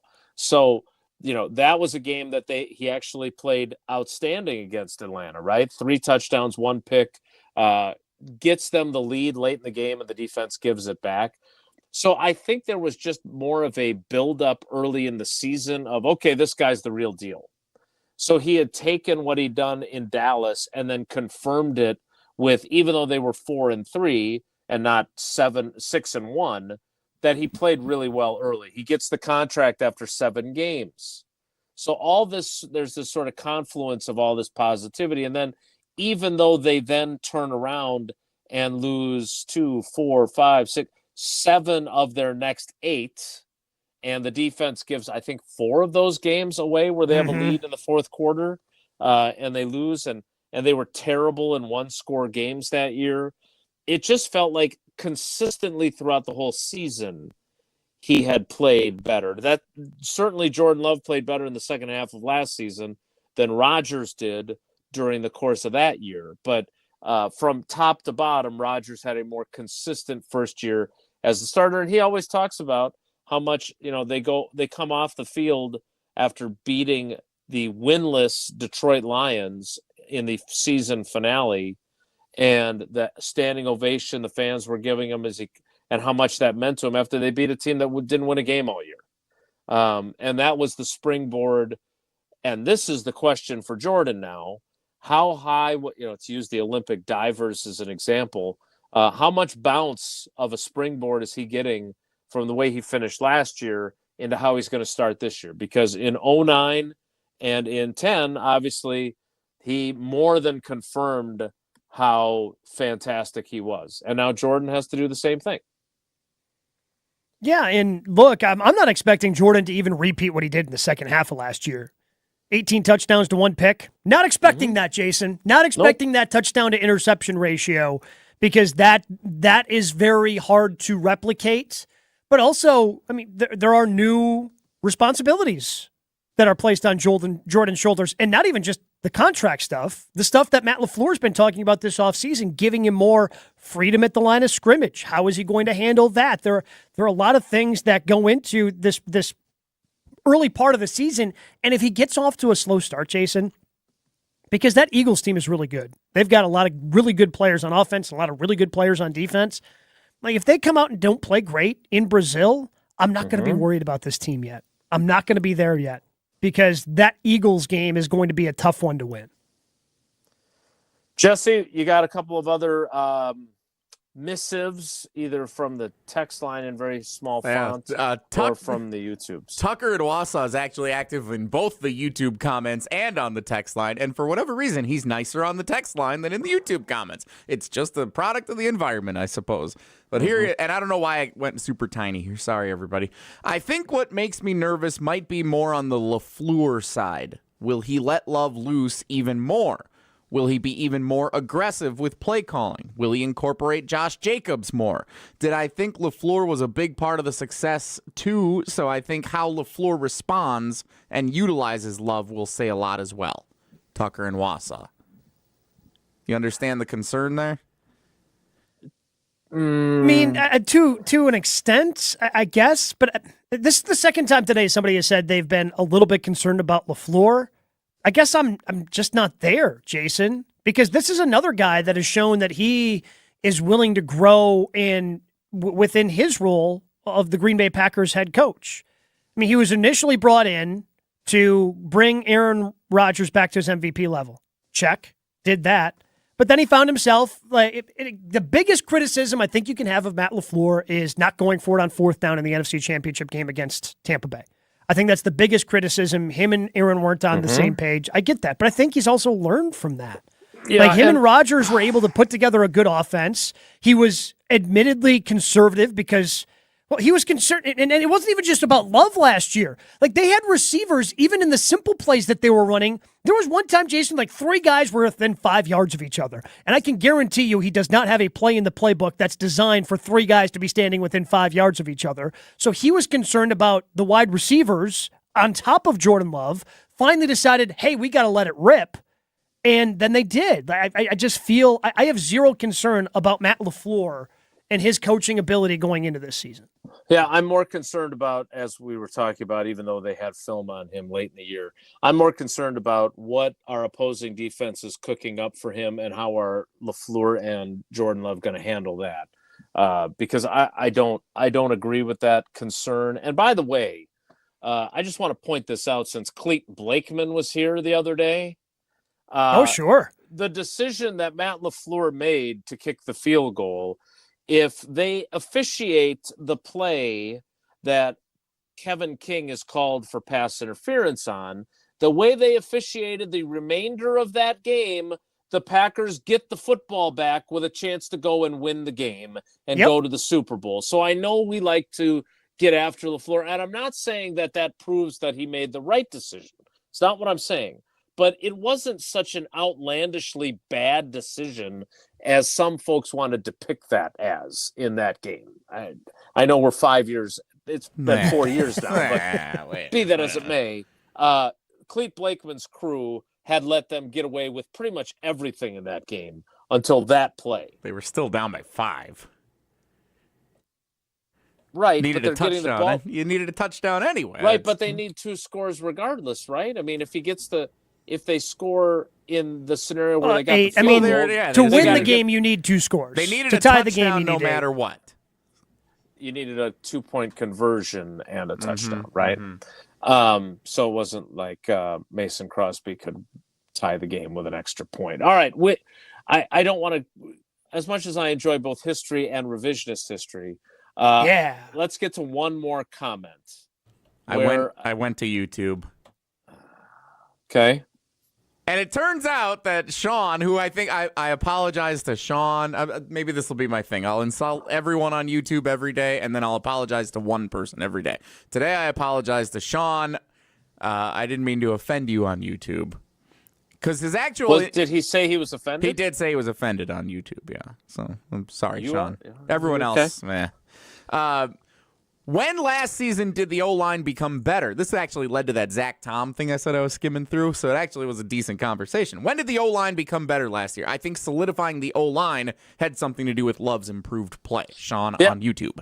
Yeah, Sean and Tausch are on the same page, right? Tausch talked about that. Obviously, Tausch, a little bit of bias as a offensive lineman himself, but how many times have we heard Tausch say that the correspondence between Jordan Love's improvement and the offensive line solidifying itself they were connected in a big way. If I look at the way this offensive line, and this is what I wrote about for this morning's State Journal and on Madison.com, they have not had their starting offensive line play a single snap together because Zach Tom's not practicing. But beyond that, Gabe, they have been giving 2 days off to Elton Jenkins for veteran rest, and then 2 other days he had to play center because Josh Myers was gone for a personal matter. They have, without Zach Tom out there, they started with Andre Dillard at right tackle, and he struggled, and so they put in Kadeem Telfort, which you have to be a pretty hardcore Packers fan or a beat writer to know who the hell Kadeem Telfort is, because I'm guessing the casual fan is not aware of his background. Okay. Then on top of that, you've got Sean Ryan on those 4 days that Elton Jenkins isn't at left guard, moving to left guard. You've got your first round pick who came in and said he wanted to be Jordan Love's blindside protector, playing right guard all the time. The one guy that's been there every practice is the one guy that we thought might get replaced. It's Rasheed Walker. And that's Rasheed Walker. And yesterday, Steno was talking about him, about just how good he's been and how much they trust him at that position. So it sounds to me like he is your left tackle for 2024, barring an injury. Which I'm good with. I'm good with Jason. He earned his keep. He proved last year, especially in the second half, to answer Sean's question. I mean, it all coincided together, those Lions-Chiefs games back to back. And if you want to fold the Chargers game in there, I suppose you could, although there were a lot of questions remaining from that Chargers game because of Quentin Johnson's inability to catch the football. But those Lions-Chiefs games, to me, are what turned the season around. And I believe in the last 8 games, Jordan Love was only sacked 8 times. He's only getting sacked once a game, and that was a big reason to turn around. And obviously then, once Aaron Jones became fully healthy and the run game kicked into full gear, but you hear Tausch talk about that all the time, where if you have that run game going and the offensive line can get aggressive, that kind of helps your pass protection as well, because it keeps the defense off balance, and you're not always just kind of backing up and being on your heels because you're throwing the ball all the time. It all kind of gets married together. All right, we'll get to a few. Gabe, I think we're going to make Jesse delve further into the YouTube comments during the break. I want a couple more YouTube comments, and then I'll get ready for practice, and we'll play some trivia. But I want to see if Jesse has to issue more apologies. Because I'm here for more apologies from Jesse. I can't wait to hear it. They're being mean to Gabe. Gabe's not mean to anybody. He doesn't deserve it. They're so mean on YouTube. Yeah, this is why I don't go in there. What's the meanest thing they've said? I can't see it right now. I'll get it He'll for you on the other back. He'll side. have that for you. All along right. with some other questions that have maybe been buried in between the mean-spiritedness that may be the YouTube comments. Oh, they don't like how you're enunciating all of your words. They don't like that on YouTube. They want Okay, to, cool. Yeah. Sorry. That's how I talk, man. Sorry. My apologies to people on YouTube. That is how Gabe Neitzel talks. And so, more from Gabe Neitzel, our cousin's sub of the day on ESPN Wisconsin, next. This is Wilde and Tausch, driven by Zimbrick Chevrolet in Sun Prairie on 100.5 ESPN. See their full inventory at ZimbrickChevrolet.com.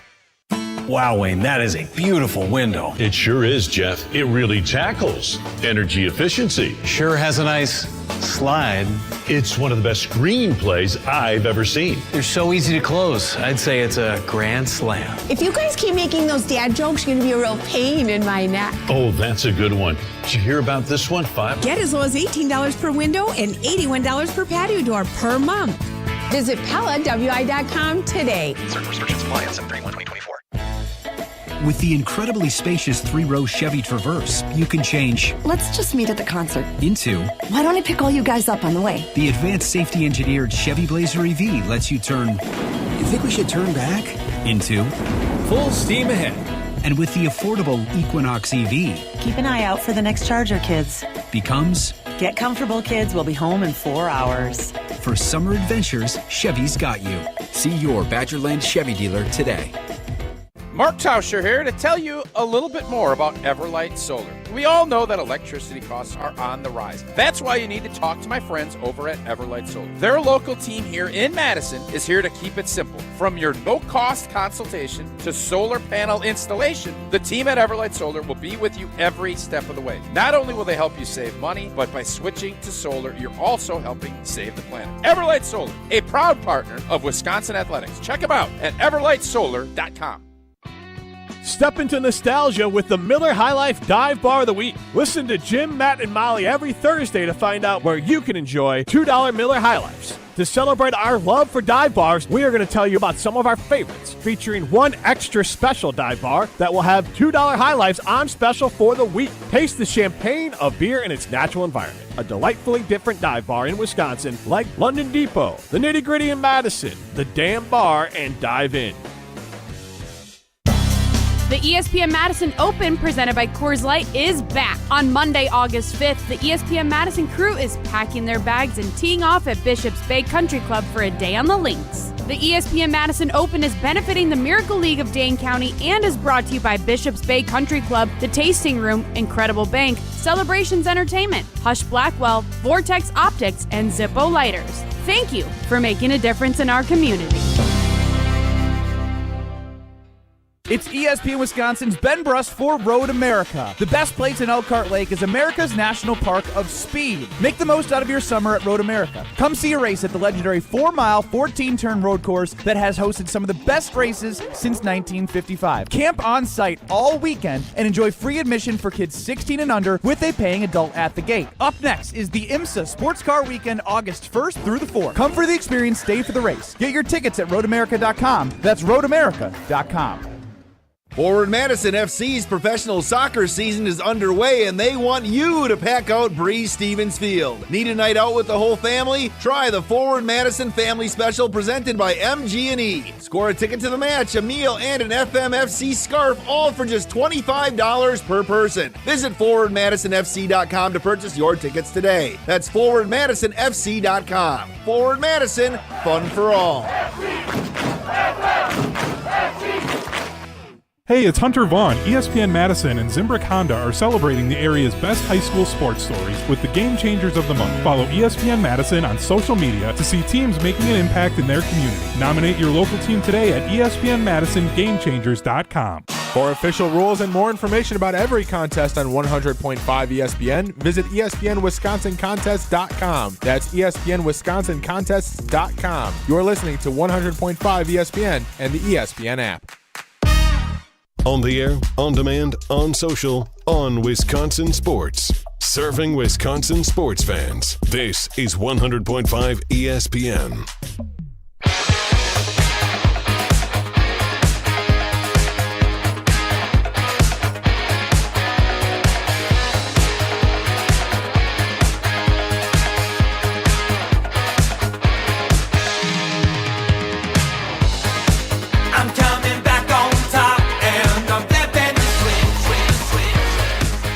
Quick check of the poll question that we stole from Jen, Gabe, and Chewy. Are you nervous about Jordan Love living up to expectations after signing his big extension with the Packers? No, not nervous at all. 60.4%. Yes, a little nervous. 39.6%. So a little bit higher on the yes, a little nervous than your poll was, but still same about ballpark. A 60-40 split. Yeah. All right, let's get to a couple of those incendiary YouTube comments, and then you guys will play some trivia, and I'll head down to Ray Nitschke Field. I mean, this is what I mean when they're doing their own show. Mike and Portage. The greatest weekend of sports ever is coming up this weekend. It's ESPN 8 the Ocho weekend. They're talking about the Ocho weekend that's going on TV over in the comments instead of talking about our actual Jordan Love conversation. Hey, they can do whatever they want. They're their own little fiefdom. That's fine. I'm okay. As long as they're watching, they can talk about whatever they'd like. Mike on YouTube. Yeah, we appreciate everyone watching on YouTube. Mike way over to get on that YouTube. in there again, Jesse. Nice. This was actually he and Dennis were having a conversation in the comments. So this was Mike's reply to Dennis as they were talking. I wish the Packers would have waited until the bye week this year before extending Jordan Love. Give him the opportunity to prove last year wasn't a fluke. Yeah, Gabe, that's not how business is being run right now, bud. I mean, it just isn't. You're paying for quarterbacks because the alternative is not having a guy that you think is any good, and then you're really up what creek without a paddle. That was not tenable. That was not going to happen. And no. And again, you take a look at what's going on around the league, to your point, Jason. While Tua Tagovailoa was participating in individual drills, he wasn't doing team stuff. He wasn't doing 7-on-7, any of that until he got his new deal. Because, again, for Jordan, while the guaranteed money wasn't as much as maybe we thought it could be, but he got $155 million guaranteed. He's getting $75 million of that, $75 million up front. Mm-hmm. You can't pass on that. You can't go, oh, yeah, no, I'll go out and prove it, especially after the Packers made you prove it last year. You already played your, hey, you have to go out and prove it card, and you took the gamble. Jordan Love won that gamble, so now you have to pay him. That's just that's the way the NFL works. And I'm sure as a fan, you would have loved to see, another half season just to make sure, but that is not the bed that the Green Bay Packers made. And by the way, speaking of a little revisionist history, the other thing that I thought was interesting that Goody said was that they made the right decision on that half-measure contract. Is he right about that? No. Because absolutely not. I feel like we've been arguing the exact opposite. Yeah, look, and I understand, but everything he said when he said it, Jason, it made sense. Like, hey, that's a lot of money to pay a guy who hasn't, but it limited your options. If he balled out, let's say he ends up, like we were just talking about Aaron Rodgers in 2008. If he balls out the way that Aaron did, if you gave him the fifth-year option, then you've got the option to potentially give him a contract extension right away and get him on a more team-friendly deal. Because you decided to do it the way that you did, and maybe Jordan's people say, no, let's wait until we see what happens this offseason anyway, and it doesn't become an option. But by signing him to that, it seems like it took any sort of friendly team option deal off the table. We have breaking news, Jesse. As much as I would love to continue to mine the YouTube comments for derogatory statements about the three of us, hit the breaking news sounder.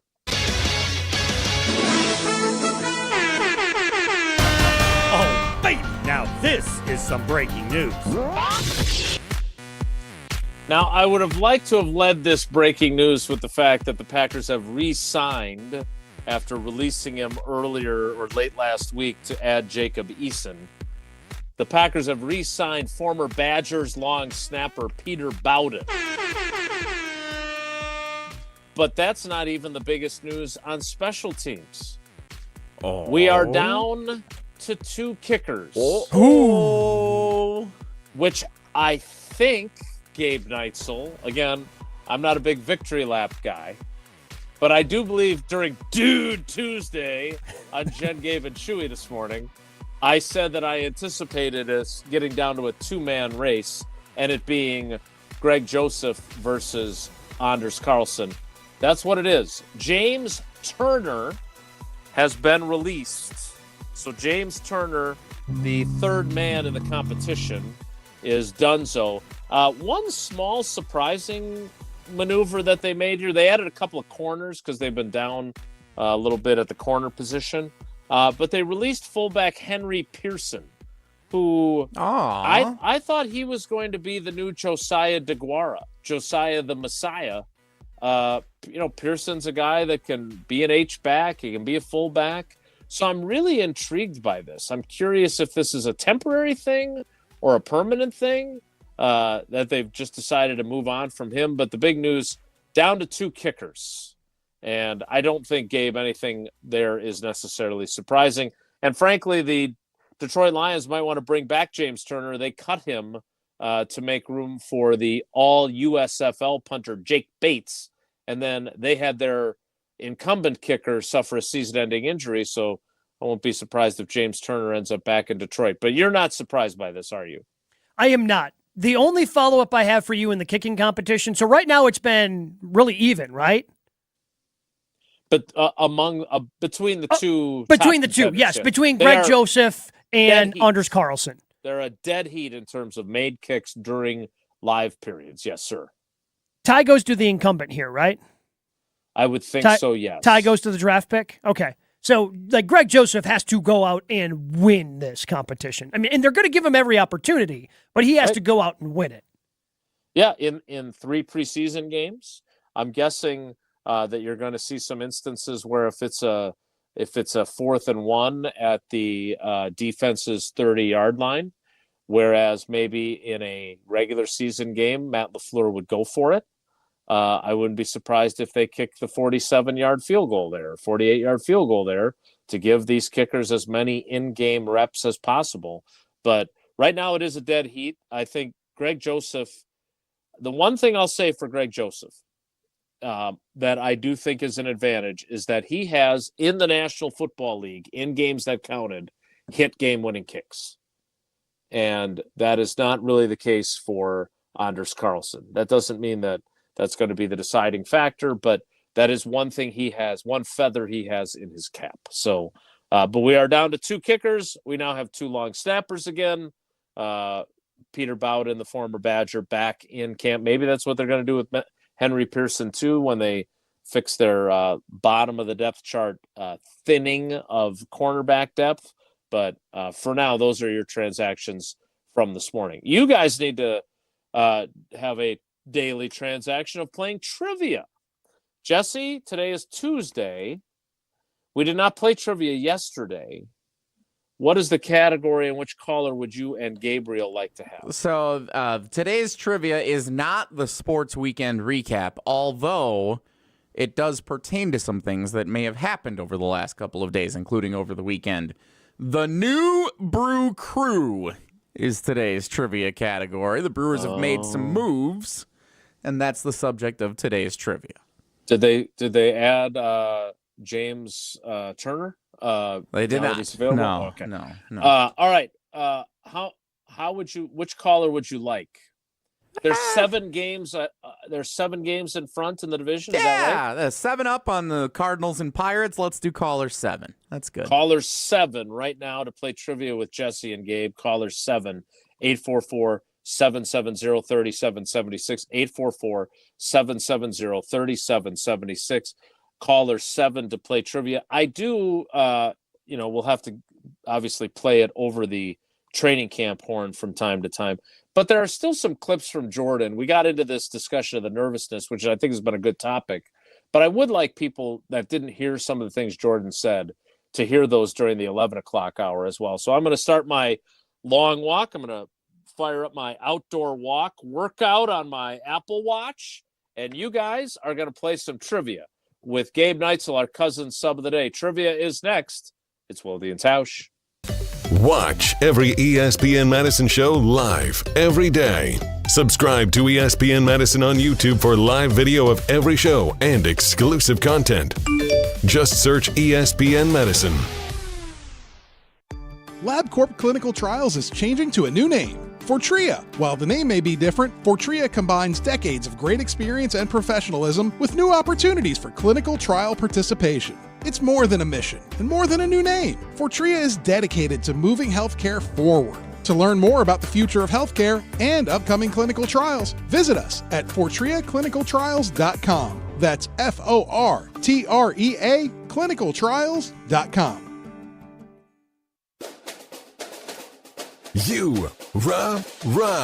Pella Windows and Doors of Wisconsin present your Badger Minute.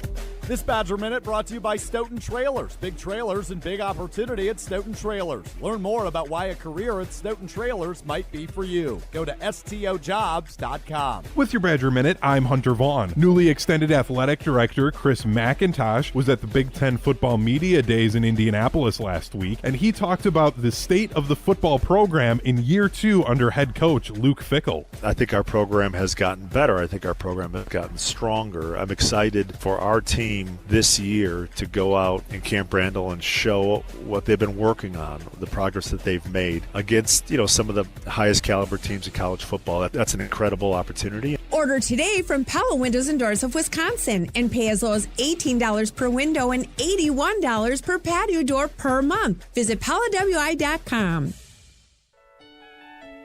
From color-changing alexandrite to shimmering zircon and everything in between at Chalmers Jewelers, you'll find high-quality, affordable, one-of-a-kind pieces. We source straight from the gem cutters, and we manufacture in-house from start to finish. As the manufacturer, we believe in truth in pricing. Never pay more for quality and stunning, beautiful jewelry. She's one of a kind, and so should her jewelry be. While others may send your jewelry dreams to someone else to make, with us, your dreams become reality with the help of our custom jewelers, with you involved the whole way. With a staff that has over 200 years of combined experience, why buy from a place that marks up jewelry made by the thousands? When you can buy direct from Chalmers for that one-of-a-kind piece that is better quality, often for less. Chalmers Jewelers in Middleton and Madison. Forward Madison FC's professional soccer season is underway, and they want you to pack out Breeze Stevens Field. Need a night out with the whole family? Try the Forward Madison Family Special presented by MG&E. Score a ticket to the match, a meal, and an FMFC scarf, all for just $25 per person. Visit ForwardMadisonFC.com to purchase your tickets today. That's ForwardMadisonFC.com. Forward Madison, fun for all.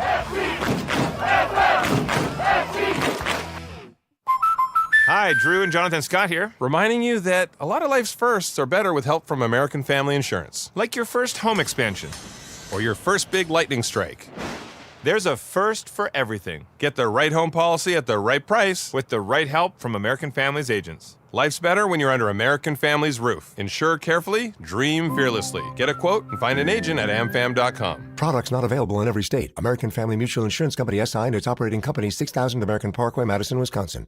Madison area residents, due to recent high winds and hail in your area, Ridgetop Exteriors is offering free 101-point inspections for roofing, siding, windows, and gutters. Call Ridgetop Exteriors today or visit ridgetopexteriors.com. That's ridgetopexteriors.com.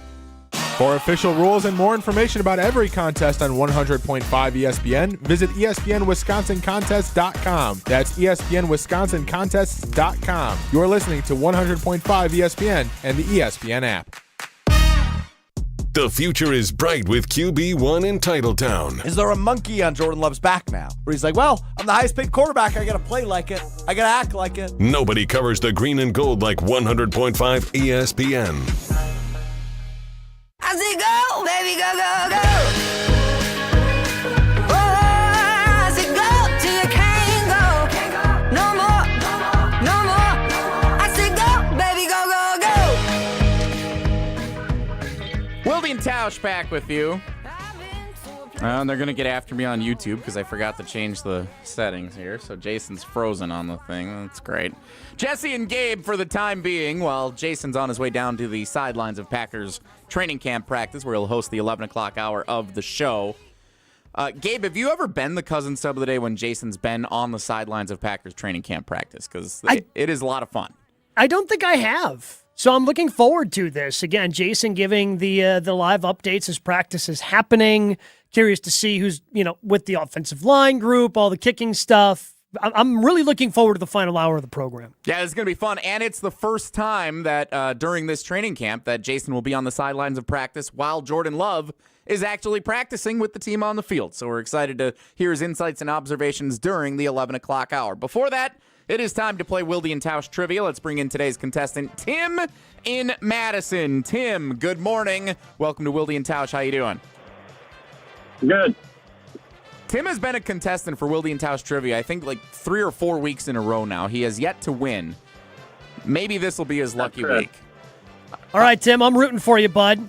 Your first question, as Jesse let us know, today's category is the New Brew Crew. So a lot of Brewers questions coming your way. Question number 1, which Brewers pitcher just returned from the injured list over the weekend, making his season debut Sunday afternoon against the Marlins? Was it Devin Williams, Brandon Woodruff, or Matt Wise? You said reliever? Which pitcher? Pitcher just returned from the injured list, making his season debut. Devin Williams, Brandon Woodruff, or Matt Wise? I know they've been hyping up Devin Williams coming back, so I'm going to say Devin Williams. We're on the board.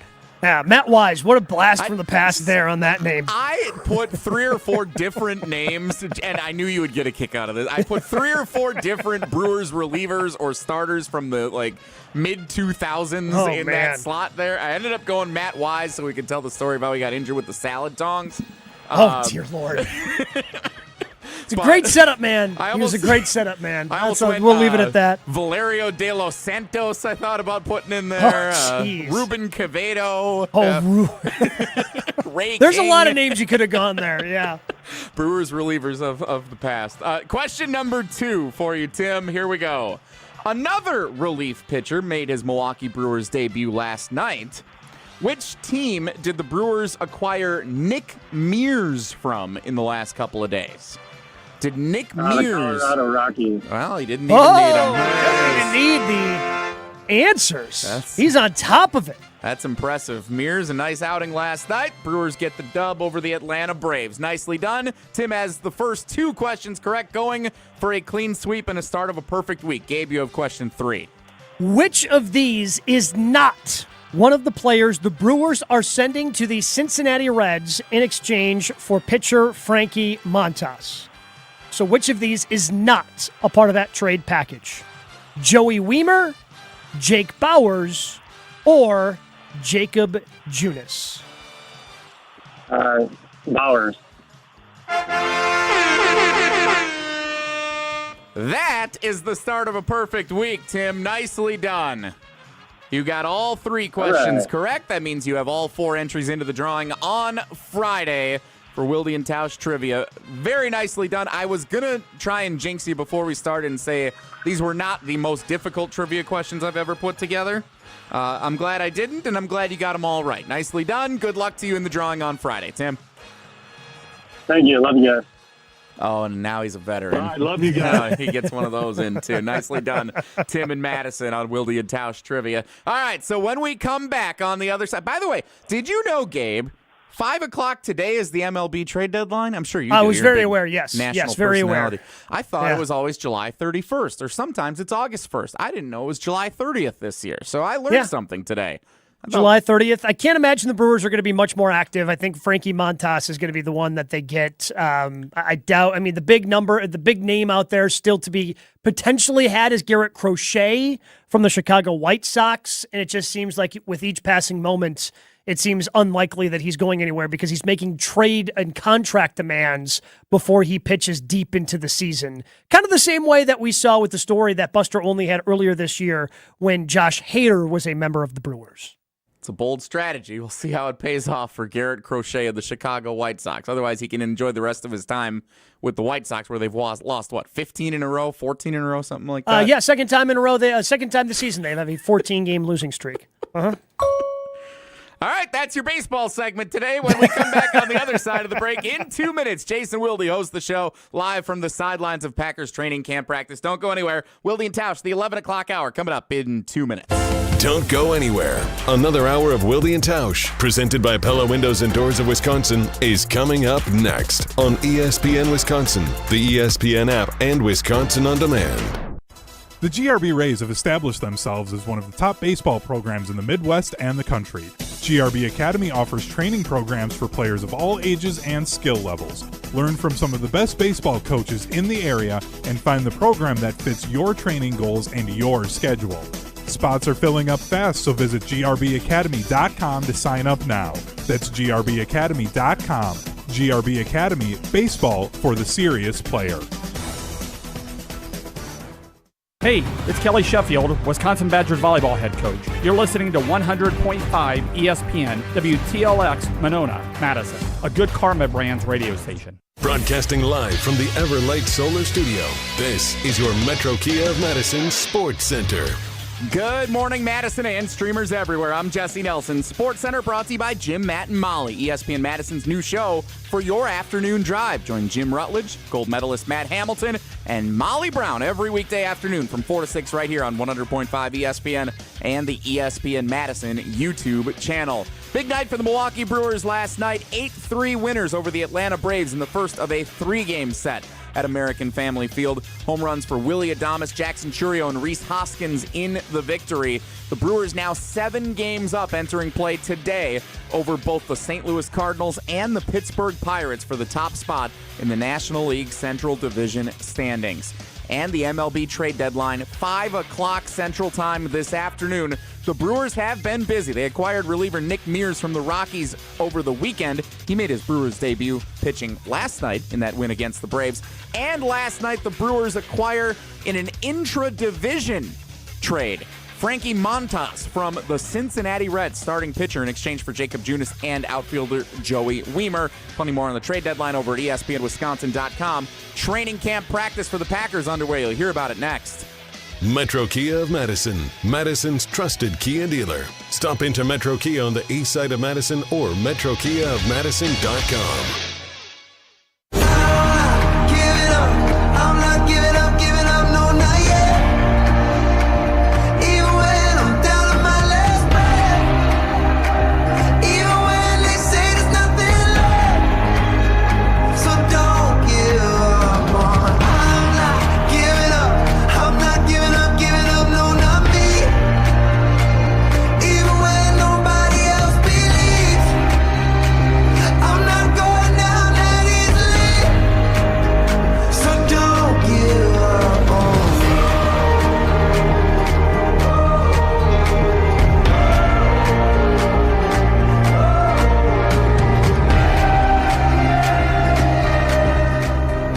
The 11 o'clock hour of Wilde and Tausch begins now. Now, I actually was able to listen to trivia on the way down. And I always would get Joey Weimer and Jesse Winker confused. Sure. And I think they both got traded. They did, yes. Right? Jesse Winker already gone. But he got traded by whatever his next team was. So he's been traded again. And then obviously you guys had the trivia with Joey Weimer on the move. Can we call Frankie? What's Frankie's last name? Montas. Frankie Montas. Can we call him Frankie Sweet Music Montas? Like we called Frank Viola, Frankie Sweet Music Viola, or is that not acceptable? If you, Jason, this is your show. You can do whatever you want. I say it depends how good he is. If he's throwing some sweet music, then okay. Right. He could be off key. Clunking, yeah. Well, I enjoyed the trivia discussion, and I enjoyed the baseball minute. But I do want to get to something that I am very intrigued by, and that was some of the things that Jordan Love, who is, I think he could throw me a pass from where I'm standing. I'm standing behind a stanchion here, so people don't have to listen to one half of the radio show while they're trying to enjoy practice. But he could totally hit me right between the P and the the P and the what? I'm not sure. I'm not sure the shirt he was wearing today. So yeah, we'll have to reconnect. Certainly with Jason, but I think this will also happen from time to time. You'll experience this. This will happen when he's at training camp. But I think part of the excitement today for Packers training camp as well is Marshawn Lloyd getting his first work as a member of the Green Bay Packers. And when I heard the sound yesterday, Jesse, of Adam Stenavich talking about A.J. Dillon and how he's a good 1-2 punch for Josh Jacobs, it seemed like the praise was high. And based on the contract that A.J. Dillon had signed, I wasn't sure if A.J. Dillon's spot was safe. And it very well might not be. Who knows? Because the Packers in the last couple of seasons have only carried 2 running backs on the active roster and then brought up a third running back as the season went along from the practice squad, and they would make those transitions, and they would do that. So Marshawn Lloyd getting his first work today for the Packers, I'm curious to see what he looks like as training camp progresses. Well, you can hear Jason is back. So, Jason, any eyes on Marshawn Lloyd while you hung up? Was he too intimidating? You had to get rid of us, or what? No. So, I don't want to sound like Tausch with his big tech, but just a little behind the scenes. The way that this little app works is I'm connected to 5G or LTE. So I turn off the internet. I get down to Rainichke Field, and even though I've had the internet turned off, it then switches to a new internet provider, and I'm back on the internet. And then I lose you in the middle of what I thought was incredibly quality entertainment and programming. So I do see Marshawn Lloyd. He is going through drill work with the running backs under the watchful eye of Ben Sermons. So he is here. But the point that I was making before I was so rudely interrupted by the internet connection, because now I got full bars on my 5G, so knock on wood, we should be fine for the rest of the program. But Gabe, if there's anything about Jordan Love that I would be worried about from a personality perspective when it comes to this contract, and I've told this story before because I thought it was one of those moments where a player was incredibly honest, and that doesn't always happen, right? There's times where they're very guarded. They don't want to, show vulnerability. You were talking about A.J. Dillon after I dropped off. A.J. Dillon did that too. A.J. Dillon, when he admitted how much he had been pressing during the 2022 season because he was worried about earning a contract, and he had gotten married and his wife was going to have a baby. So he had all those things on his mind.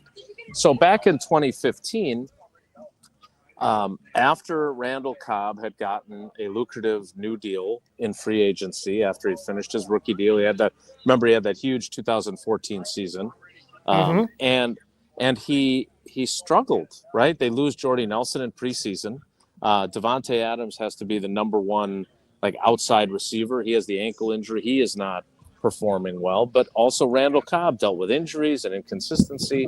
And I remember talking to him one day, one-on-one in the locker room, and he basically admitted that he had put such a level of pressure on himself to justify the contract. He didn't get complacent. It was the exact opposite for him. I got my big contract. I'm not going to say, oh, I've arrived. It was, I need to keep proving myself. I need to prove them right that this was money well spent. And he put a level of pressure on himself that adversely affected him. And my experience with Jordan, and again, I don't claim to know Jordan the way I knew Rodgers or the way I knew Favre. First 2 years of his NFL career, I wasn't even in the locker room because of COVID. And so I'm not going to say that I'm some sort of, I've got this Pella window into his soul. But from what I have gathered from being around him, talking to people who know him much better than me, is that he is hyper conscientious. He really cares about it.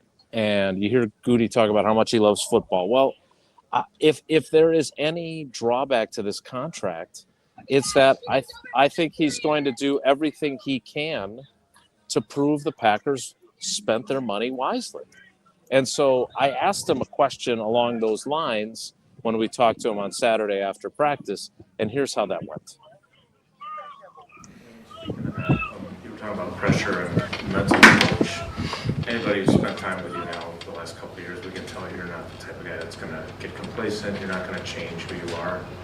But is there an internal pressure of, and I mentioned this to Matt this morning, like Randall Cobb, when he got his big contract, he pressed a little bit. He felt like, I have to prove to everybody that I deserve this. Is there that part of it, and do you have to manage that part, like the conscientiousness that you have inside you? Yeah, you do. I mean, there's always a part that goes into it of that, and that's where you got to stay focused and not trying to do too much ever. I mean, I always tell the guys out there, don't try and do too much. Just do your job, stick to that, be the best at it you can be, focus on your job and getting better. But I was talking to Dr. Carr a little bit earlier today just about that mindset that goes into it of you got the contract now, not trying to do too much, but I mean, do the same thing that's got you here. Try and build on that, build on your approach, build on the little things, but you got to stay in that mindset of not trying to go out there and be Superman or do stuff that you haven't done ever in the past before. I mean, you don't have to change who you are. Just try and get better, focus on the little things, and but I've talked to people, and that's the main mindset is just trying to stay who you are, stay true to yourself. Gabe, when you listen to him talk there, and again, it's not because it was my question, but I loved his answer there. And for those that don't know, Dr. Carr is their team psychologist. And you heard Aaron Rodgers talk about having conversations with him. You've heard other players talk about it. It is a resource that these guys use. And I think, if you are a young athlete listening to our show, I hope you hear one of the best quarterbacks in the league and a guy who just became one of the highest paid players in NFL history talking about the mental approach and being in a good mental space. And I thought that was a really insightful, honest answer. When he said doing what you're supposed to, not trying to do more and not trying to be Superman, I thought, all right, if I was worried about him being overly conscientious or putting too much pressure on himself, if he lives by what he said there's nothing to worry about. What do you think? Yeah, and I think he kind of went through this a little bit last year too, Jason, and I talked with Chewy about this yesterday on Jen, Gabe, and Chewy. If you want to hear our entire conversation about the pressure facing Jordan Love, you can go check it out, Wisconsin On Demand. But it's a different type of pressure, because you're telling me at 2-5 last year he wasn't feeling some sort of pressure? Mm-hmm. Because everything that he had done in his probably, teenage to adult life was to be a quarterback in the NFL. And at 2-5, things weren't going great.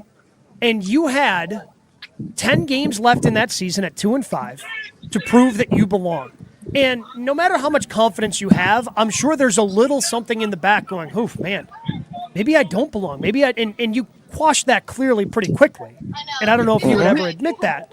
But he then was able to, and I don't think at any point he was, I'm going to be Superman here, until maybe that last throw in San Francisco that we've talked about a couple of times today. But he had to look at potentially not being in this league, because maybe he's a backup somewhere this year, Jason. Right. Mitch Trubisky. Yes, but if he's at 2-5, if the Packers are 4-10, if they do the exact same thing over the next 7 games that he did in the first 7, I don't know if he's a Packer. I really don't. But he's able to go out and play spectacular football to the point where he now signs this contract. So he knows what that pressure feels like. Now it's a different type of pressure that he's facing, but he's had to kind of look at him and look inward and find out a way to be productive without being Superman, and I think he did that last season. Yeah, and he also made another point in another one of his answers. And look, I give him a hard time because his fiance Ronica Stone, who's a professional volleyball player, is like, she is fun. She is outgoing, and you spend time talking to her, and she is as entertaining as an athlete can be. Funny, engaging, and Jordan's a little more guarded, right? I've said that before.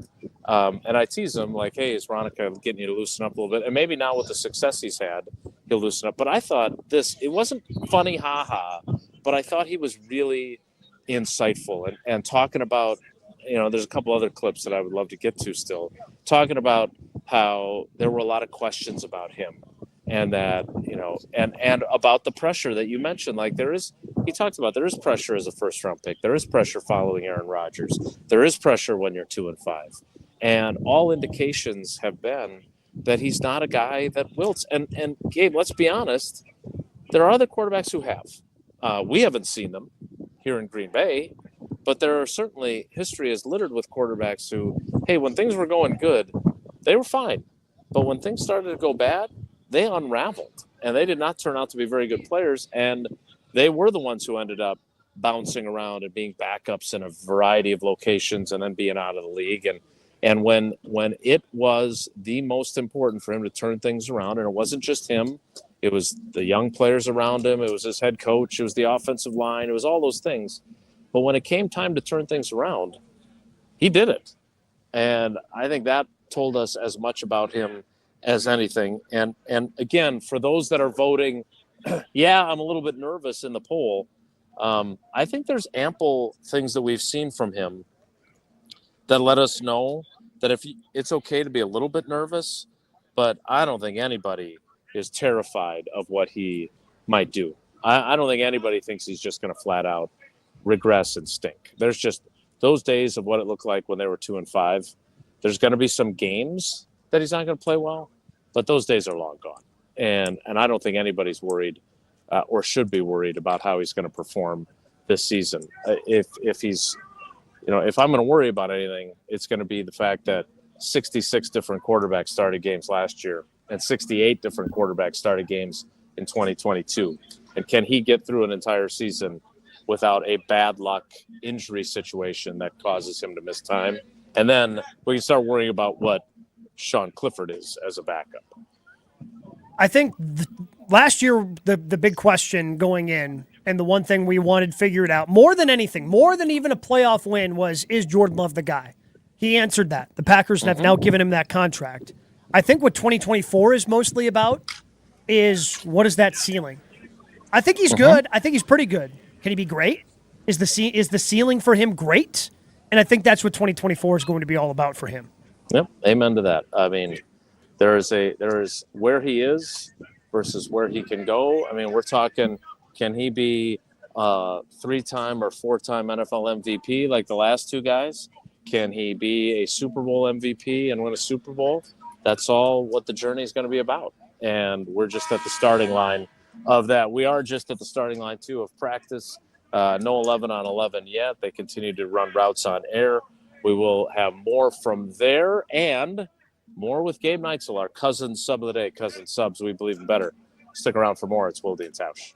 This is Wilde and Tausch, presented by Pella Windows and Doors of Wisconsin. Call Gina Della from Pella today, 855-PELLA-WI, and online at PellaWI.com/radio. Hey, it's Alex Stroh. Stay in the know on area high school sports and follow ESPN Madison on Twitter for Prep Mania on Deck, each week's preview of the top games and events. Prep Mania on Deck is brought to you by Zimbrick Honda, a proud supporter of high school sports and local communities. Derek Jeter for American Family Insurance. Life's better when you're under the American Family Insurance roof because they'll help protect your family's dreams. Whether it's a kid like me aiming for the big leagues, future rocket scientist, or a budding prima ballerina, you can count on an American Family Insurance agent to help you dream fearlessly. Get a quote and find an agent at amfam.com. Products not available in every state. American Family Mutual Insurance Company, SI, and its operating company, 6000 American Parkway, Madison, Wisconsin. I was rolling my rig on a Crescent City run with my hands on the wheel looking into the sun. With a flash, I became temporarily blind by a plate glass truck I was tailing behind. Next thing I know, I'm in the side of a ditch with a bent rear wheel and a broken off hitch.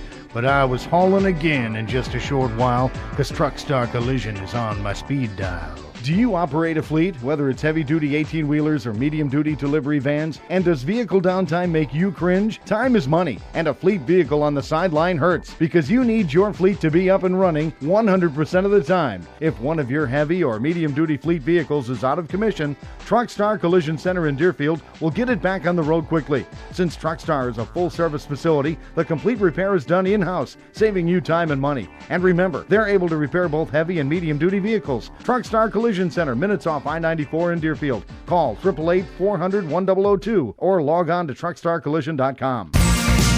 Play where the Badgers play and enjoy a round at University Ridge Golf Course, the official course of the University of Wisconsin and host of the annual AmFam Championship. It's easy to see why University Ridge is consistently rated among the best public courses in Wisconsin. Whether it's a tournament, a corporate event, or just a golf outing with family and friends, University Ridge will make sure that you have an enjoyable golf experience from start to finish. Book your tee time today at universityridge.com. That's universityridge.com. Hi, this is Lee, inviting you to Ruth's Chris Steakhouse in Middleton. We got a great happy hour every day of the week from 4 o'clock to 7, and our patio during the summer is open too. If you're getting married, special occasion, a birthday, anniversary, or even a business meeting, we've got all the accommodations right here at Ruth's Chris Steakhouse. You work hard and sometimes you're not sure what you want to do, where you want to spend your money. I want to encourage you to come into Ruth's Chris Steakhouse and say hello. It'd be a pleasure to meet you. Good Karma Brands is proud to be an equal opportunity employer. Our policy is to provide equal opportunity employment, development, and advancement to all current and potential teammates. If you are an organization that maintains a job bank, provides employment information, or gives job referrals, you may request to be placed on the station's mailing list for future career opportunities. To learn more about careers at Good Karma Brands, please email careers@goodkarmabrands.com. Since 1956, Holman Lindsay Paints has been making paint in Wisconsin for Wisconsin. Because of their commitment to making great paint for Wisconsinites, Holman Lindsay has grown over the years to 26 locations in this great state. Headquarters in Sun Prairie with a state-of-the-art facility, Holman Lindsay has the paint you need to make your job better. From do-it-yourself to professional, Holman Lindsay has paint for everyone. Visit one of their local locations today in Madison, Sun Prairie, Middleton, and Janesville. After a serious accident, you'll need a winning team to protect your rights. Trust Wisconsin's own Gruber Law Offices, proud partner of your Milwaukee Brewers. One call, that's all. Wilde and Tausch on 100.5 ESPN is brought to you by Everlight Solar. Save money, save the planet. Everlight Solar. Give me one reason to steer, and I'll turn right back around.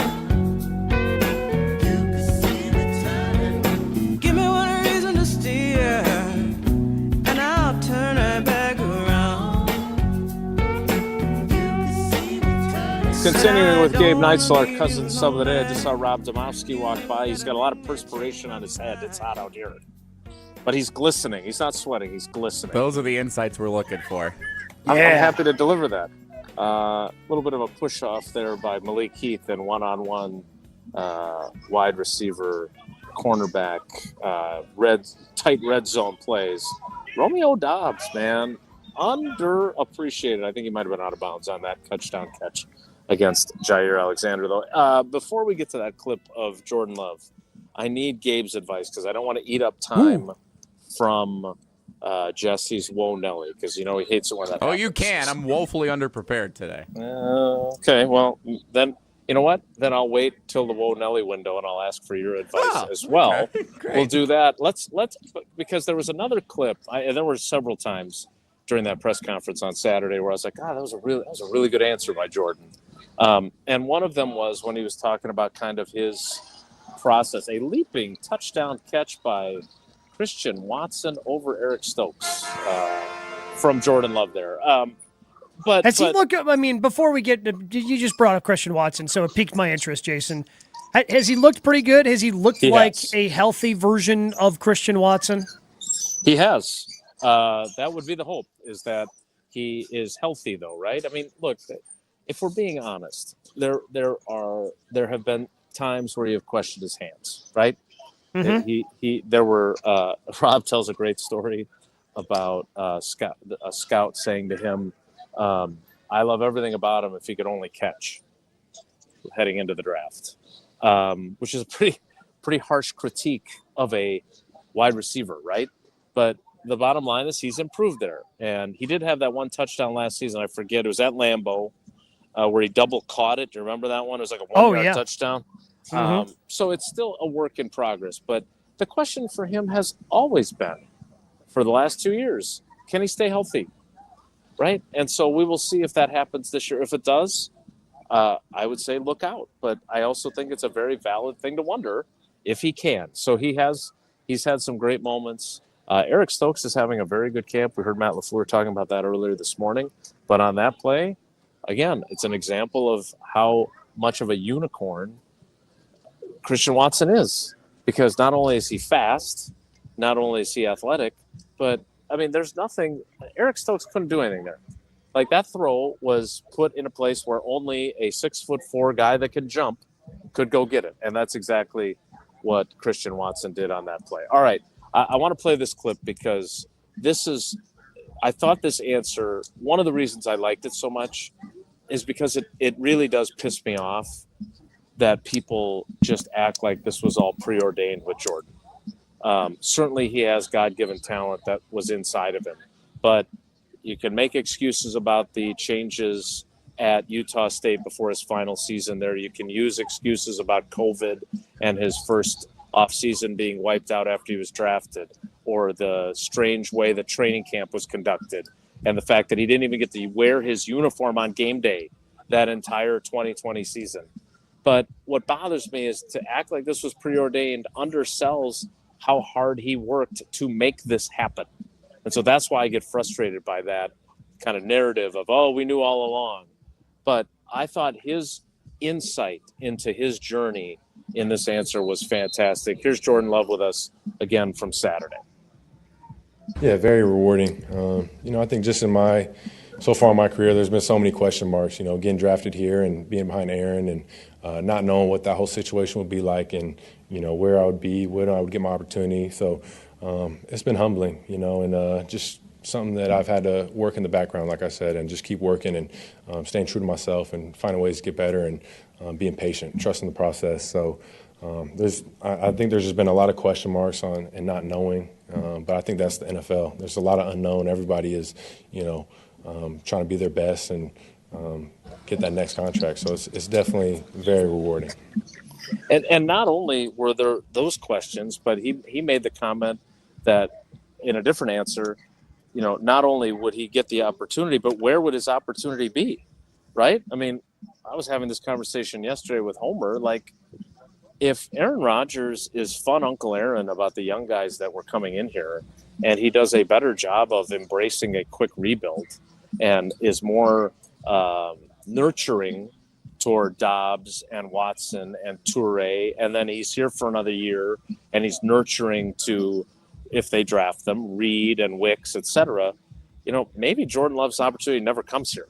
I mean, as it created a stir, Gabe, when I gave my opinion after a conversation with him after the Philly game, that if Rodgers came back for another year, he was going to ask for a trade. He never spoke those words, but I have 1,000,000% certainty that that's exactly what would have happened. He would have asked to be. He was not going to sit for a fourth year. And I just think about how his journey has gone, that for him to be where he is now, I just think that it's yet another remarkable story that I've gotten to follow the storyline here. And there were many more doubts, I think, about his ability than there were about Rodgers. You said it earlier. Rodgers tore his hamstring after he had that game in Dallas during the 2007 season. He broke his foot and played through a broken foot in that game in the second half against New England in 2006 and landed on injured reserve that year. Like, there were questions about him, but it was more, this was a guy who was in the conversation to be the number 1 overall pick. He has talent, but can he stay healthy following the most durable quarterback in NFL history? With Jordan, there were legit questions of just how good is he going to be? And he worked his tail off to be where he is. And I don't know about you, but for me, that's why revisionist history bothers me, because he deserves a lot of credit, along with Matt LaFleur and Tom Clements and everyone else who helped to make those improvements. And to your point about him not being, if Aaron Rodgers, we went through the thing with Aaron Rodgers too. If Brett Favre didn't retire and give the Packers that out, Aaron was going to ask for a trade because he didn't want to sit for a 4th year, which is, it has to be one of the hardest things to do, Jason. I can't imagine, because Jordan Love, for his entire football playing life, has been one of the best players on his team, if not the best player on his team. Doesn't ever have to sit. Doesn't have to miss games. Doesn't, unless he's injured. He if he's healthy, he goes out there and plays. What happened at Utah State? What happened in high school? All those different things. So to have to come in and sit for 3 years, even though you understand it, even though you know that Aaron Rodgers, at that time 2-time MVP, soon to be 4-time NFL MVP, is the guy ahead of you, I got to imagine that's still incredibly hard when you are any competitor and you're just used to automatically, hey, this is the way it works. I'm here, I play, but that's not the way it was for the first 3 years. That has to be tough. 11 on 11 getting underway for those of you that are intrigued by the process at safety today. It is Evan Williams, the former Duck, who is getting the first reps with the number 1 defense alongside X. We will get to more from practice, but we need to get to Wonelli, and we need to hear Tausch tell us once again, as he always does, about his love of Coors Light. So after he tells us that, we'll have more with Gabe Neitzel, our cousin sub of the day. Cousin subs, we believe in better. It's Wilde and Tausch. Mark Tosher here for the Blue Mountains of cold, refreshing Coors Light. Whether you're on vacation, relaxing in the summer heat, or just need a moment to chill, crack open a Rocky Mountain cold Coors Light. Coors Light is brewed with a 3-step cold process, cold lagered, cold filtered, and it's cold packaged, so it's actually made to chill. The mountains on Coors Light's cold activated bottles and cans, they turn blue. That's when you know it is chilled to perfection, which, besides the refreshing taste, is my favorite thing about drinking Coors Light. Refreshingly cold and only 102 calories. Coors Light is made to chill. Celebrate responsibly. Coors Brewing Company, Golden, Colorado. This is Wilde and Tausch, driven by Zimbrick Chevrolet in Sun Prairie on 100.5 ESPN. See their full inventory at ZimbrickChevrolet.com. Wow, Wayne, that is a beautiful window. It sure is, Jeff. It really tackles energy efficiency. Sure has a nice slide. It's one of the best screenplays I've ever seen. They're so easy to close. I'd say it's a grand slam. If you guys keep making those dad jokes, you're going to be a real pain in my neck. Oh, that's a good one. Did you hear about this one? Get as low as $18 per window and $81 per patio door per month. Visit PellaWI.com today. Certain restrictions apply on 7/31/2024.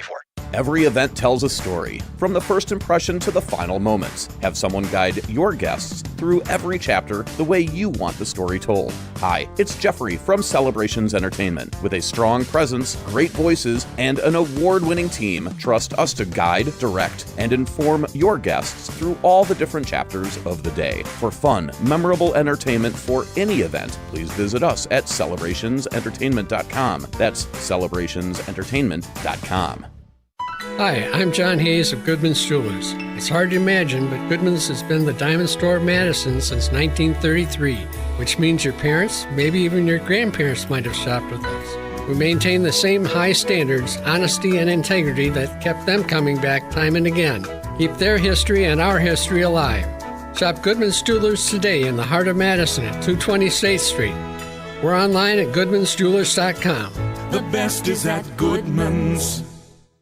for love of the game. There's nothing like being selected to the Olympic team. And love of their country. Championship of that level, gold medal, means more. Tune into Behind the Bucks on the Bucks Plus Audio Network. Inside stories from Bucks stars on the agony and triumph of competing to win it all at the Olympics. It's Behind the Bucks, presented by Gallagher, your trusted insurance broker and HR and benefits consultant. Available now on bucks.com/plus, the Bucks app, and streaming wherever you get your podcasts.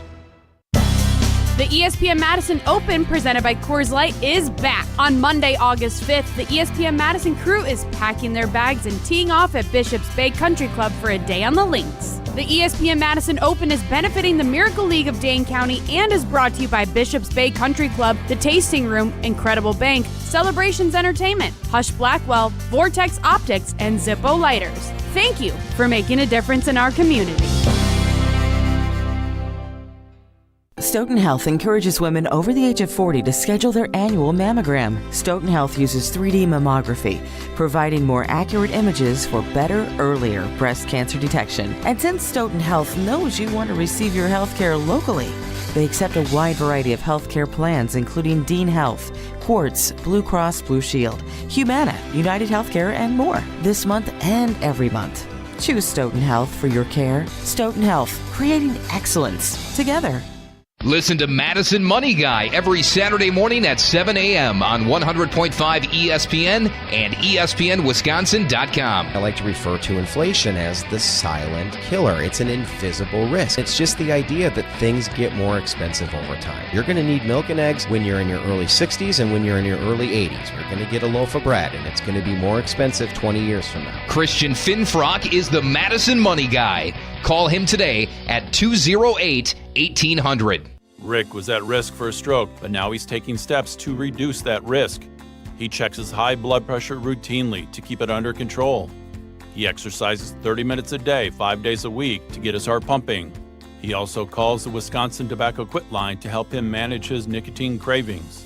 Did you know 80% of all strokes are preventable? Be like Rick and reduce your risk of stroke. Good job, Rick. Sponsored by the Wisconsin Department of Health Services Coverdale Stroke Program. The future is bright with QB1 in Titletown. He is now tied with Joe Burrow and Trevor Lawrence as the highest paid quarterback on an average annual basis. Nobody covers the green and gold like 100.5 ESPN.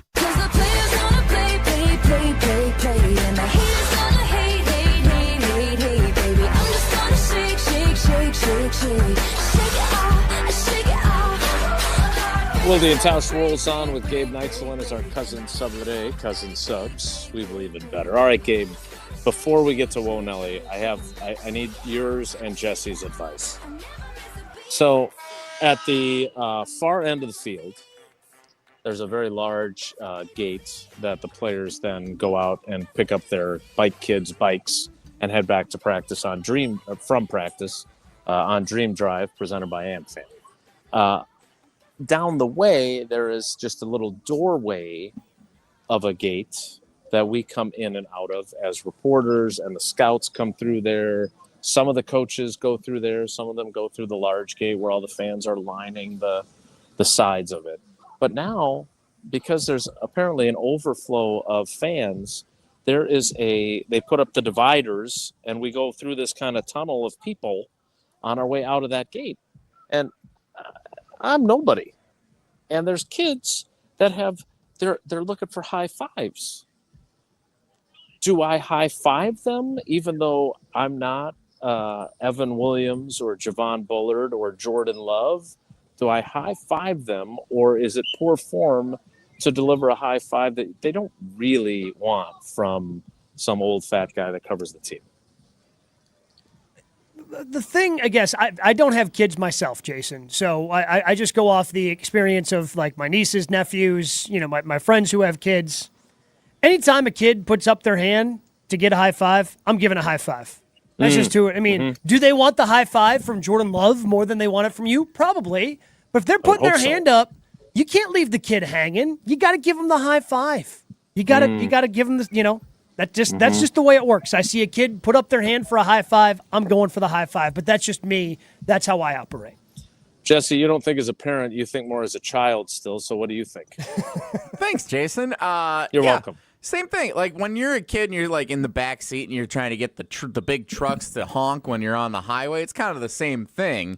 Like you want the big truck to be the one that honks, but if you end up getting the minivan next door that also honks, that's cool too. So I think I'm the minivan. You're the minivan, and it's okay to be the minivan. If you're getting a high five and you're bringing a smile to somebody's day, just go for it. Have some fun.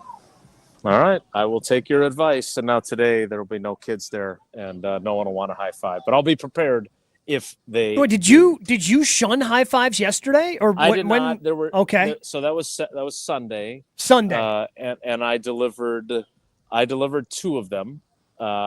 I think the first high five hand that was up, I was a little bit stunned, so I did not get that kid. It wasn't a snub so much as a. Wow, he's got his. It just caught you by surprise. What's happening here? Because it was also new. I had not run into a gauntlet the last time I'd come through here, and so I was surprised by that. And then there were 2 other kids. I gave them high fives, but they were. I got to admit, they probably weren't the most enthusiastic high fives. So I need to bring more energy today. You know what? You're kind of the leader of the beat there, right? Like Domovsky. Tom Silverstein's been doing it longer. Pete Doherty's been doing it longer, but. I certainly write more and certainly am on the radio more than you're on the leadership council of the Packers. I like that. Yeah, sure. Okay. Sounds good. You should get all the writers together, all the media members that are covering camp, and have everybody run through at the same time when you're heading that way, and have like Domovsky behind you and Doherty and everybody, and do a big train of all the writers coming through.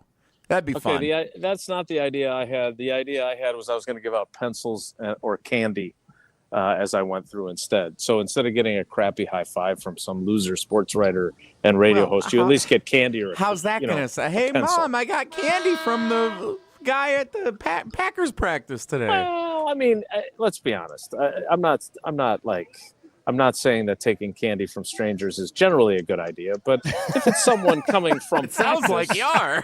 You're advocating for it. Yeah, I'll if it comes to that, I'll give it a try and I'll report back. Time now for Whoa Nelly. If the topic is good, the guys discuss. Just the other morning I had breakfast at Tracy Rocco's house. His mama brought out 15 flapjacks. He said, Mama, take back 5 of them flapjacks. I got to stay hungry for the Crimson Tide. But if it's not, the show must go on.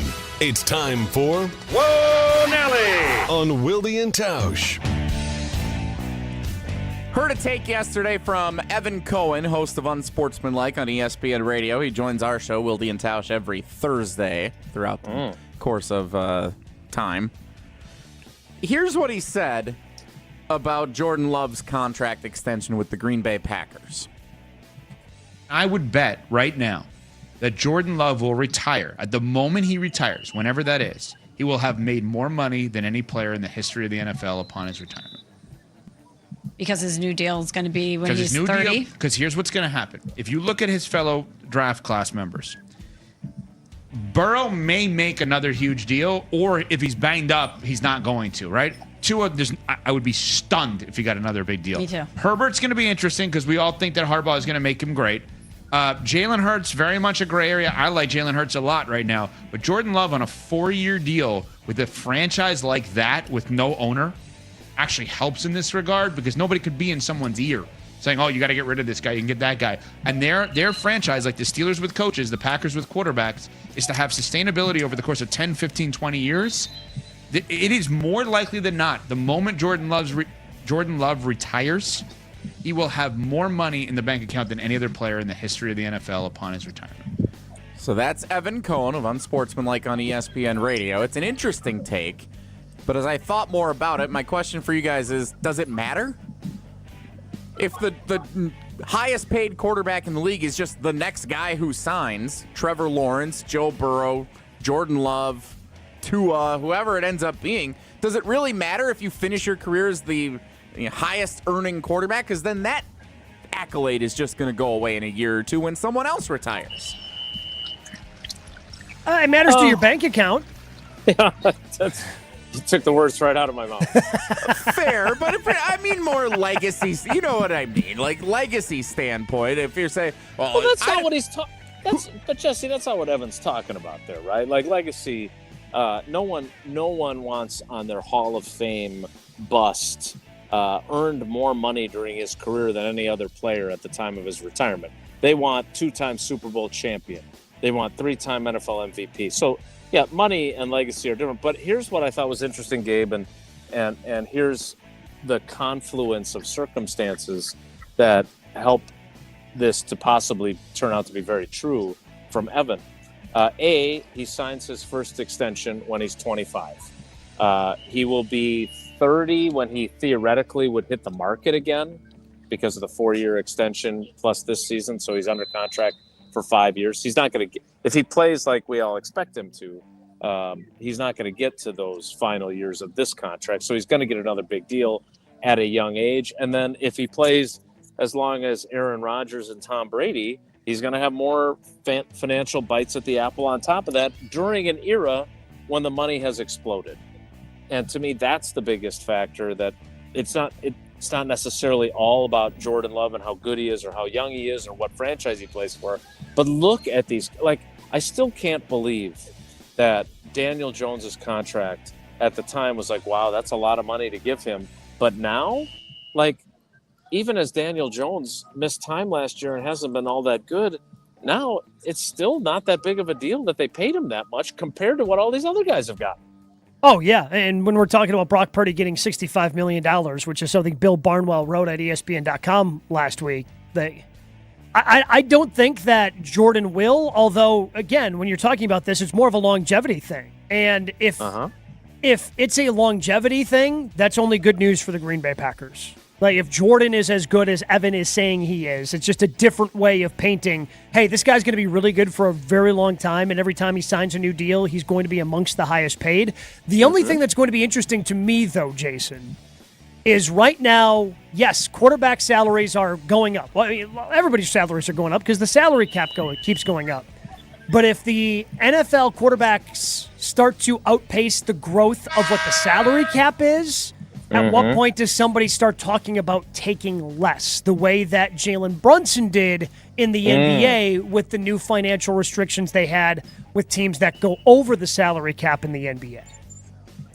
Totally agreed. And by the way, that is one of the better stories in sports because nobody does that. Nobody does what Jalen Brunson did. No. To the degree, I mean, all the accolades that Tom Brady gets for taking less than market value, as we had Mike Reese explain once upon a time. He did, but it wasn't the sacrifice that some people make it out to be. Oh, it was more narrative than anything else. Right. And on the flip side, Aaron Rodgers never did that. I mean, he just didn't. Until he got to the Jets. Then he did, which I don't know what that says. Whoa, Nelly. Whoa, Nelly! With the Olympics ongoing, I caught myself watching swimming at about 6 a.m. this morning, and I was more enthralled with that than I felt like any of the primetime events that have been on so far. Taking the replay out of consideration, do you like watching the Olympics more at the obscure times of day, 6 a.m., middle of the day, or do you like the primetime viewing the best? I mean, you can't take the replay aspect out of it. Would I prefer everything would be in primetime? Yes, but I have no interest in, like last night the Brewers were playing the Braves. I have more interest in watching that live versus anything that's on replay. And if I want to watch Team USA basketball, or if I want to watch Simone Biles or any one of the other, Katie Ledecky swimming, like I'll try to watch that live. But chances are I've already seen the results by the time it's getting replayed in primetime. So I'd much rather watch something live in primetime versus replay in primetime. Yeah, our TV is tuned to the different Olympic channels all day long. The good thing for me is that I'm working, I'm at camp, I'm doing the show, I'm in the locker room. And so I don't see any of the things that are happening live. Like Paula and the girls this morning, I think Simone Biles and the U.S. team were competing starting at 11:15. So I'm sure we lost a few of our avid YouTube viewers because they wanted to watch gymnastics. But like they wanted to see that live. It's at a time where they didn't have any activities during the course of the day today. I don't see anything live unless I come home and say the women's team, the basketball team was playing and Sid and I watched a little bit while I was writing. But like, I can't tell if something's live or not by the time primetime gets there, because I haven't really been paying attention all day. So that works for me. But in this era, like, again, I'm old. I get it. But, like, the Miracle on Ice was tape delayed in 1980. But no one had Twitter then. We didn't know. I mean, there wasn't an internet to see stories posted about the outcome of the game before it actually aired on television. So you do you, man. And I'll be honest, I don't really want to watch Brewers Braves either, live or recorded. So I'm good with the way the Olympics are being broadcast, as long as I'm not watching on Peacock as we continue our full show boycott of Peacock, except from Jesse, who wants us all to come over and watch with his. Yeah. Yep, there you go. Now you're finishing my sentences. All right, we need to finish the show with Gabe Neitzel, our cousin, sub of the day. We'll wrap things up next. It's Wilde and Tausch. The future is bright with QB1 in Titletown. We're confident that he's going to be the long-term future, but we know in the near term and the medium term, he's our guy. Nobody covers the green and gold like 100.5 ESPN.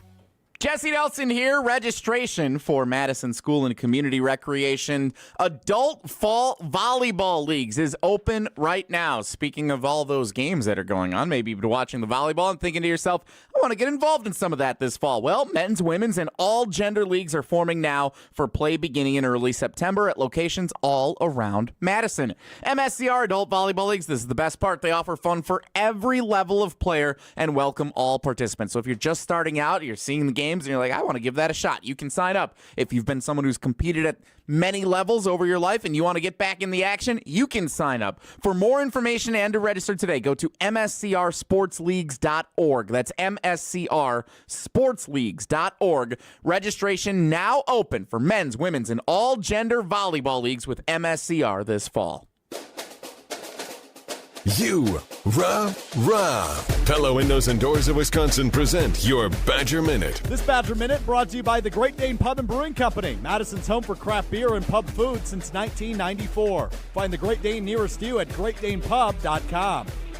With your Badger Minute, I'm Hunter Vaughn. Newly extended athletic director Chris McIntosh was at the Big Ten Football Media Days in Indianapolis last week, and he talked about the state of the football program in year 2 under head coach Luke Fickell. I think our program has gotten better. I think our program has gotten stronger. I'm excited for our team this year to go out in Camp Randall and show what they've been working on, the progress that they've made against, some of the highest caliber teams in college football. That's an incredible opportunity. Order today from Pella Windows and Doors of Wisconsin and pay as low as $18 per window and $81 per patio door per month. Visit PellaWI.com. Mark Tusher here for Chalmers Jewelers. I've been a big fan of Scott, Garrett, and the whole team at Chalmers Jewelers for years now. I go there, my friends go there, and most importantly, my wife loves it whenever I get her something from Chalmers Jewelers. It's my go-to spot for birthdays, anniversaries, and any special occasion. For quality jewelry and a great experience, choose Chalmers Jewelers, the place to go for that perfect gift. Stop at Chalmers Jewelers in Middleton and Madison. Chalmers Jewelers in Middleton and Madison. When you're in the right place at the right time, things get done. The important things, like knowing what you need and how it all works. Talking truck. Fixing it right the first time. At Zimbrick Chevrolet, our people get it done right and now. That's how you know you're in the right place at the right time. And you'll never overpay at Zimbrick Chevrolet. All you have is one chance after an accident, one decision on who to call, one shot to get the help you need. Don't waste it on the one offer you get from your insurance company. Make the one call to Gruber Law Offices. It's the only one you'll need to make. Call us today. Gruber Law Offices. One call, that's all. Greg Scalzo here for Buck and Honey's. Congratulations to the perennial Best of Madison Award winner by the folks at Madison Magazine. Meet me at Buck and Honey's to celebrate Wisconsin hospitality. Whether you're enjoying the view on the Yahara River in Monona, exploring Wanakee, visiting the OG in Sun Prairie, or checking out the new location in Mount Horeb, you can enjoy the Buck and Honey's experience in a neighborhood near you. Serving lunch and dinner 7 days a week with brunch every Saturday and Sunday. I'll see you at Buck and Honey's. Join the Madison Money Guy, Christian Finfrock, for Retirement Income Strategies, Saturday and Sunday mornings at 7. Get the information you need as you plan for retirement. That's Retirement Income Strategies, Saturday and Sunday mornings at 7. Investment advisory services offer the Retirement Income Strategies, an SEC-registered investment advisor. Like, share, and follow ESPN Madison everywhere. Follow us on Twitter, Instagram, Facebook, and TikTok for more great content from ESPN Madison. This is 100.5 ESPN and Wisconsin On Demand.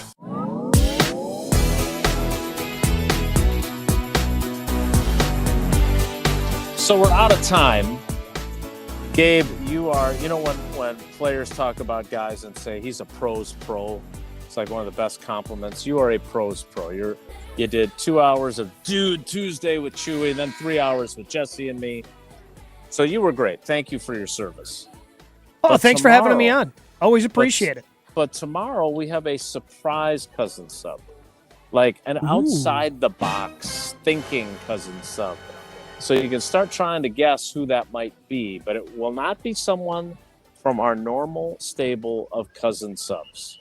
Okay, so think outside the box. Try and figure out who we might have. He may rub some people the wrong way. That's the hint I'm going to give you for tomorrow's cousin sub of the day. You'll find out tomorrow at 9 a.m. when we reconvene as Tausch continues his time off. That's it for us today. Thanks to Gabe for being a great cousin sub. Cousin subs, we believe in better. Thanks to Jesse for steering the ship. And thanks to you for coming along for the ride with us today. High fives to all of you on my way out of practice later. Have a great day. Take care. Be good. Miss any of today's episode of Wilde and Tausch, presented by Pella Windows and Doors of Wisconsin? Commercial-free full show podcasts are available free on Wisconsin On Demand.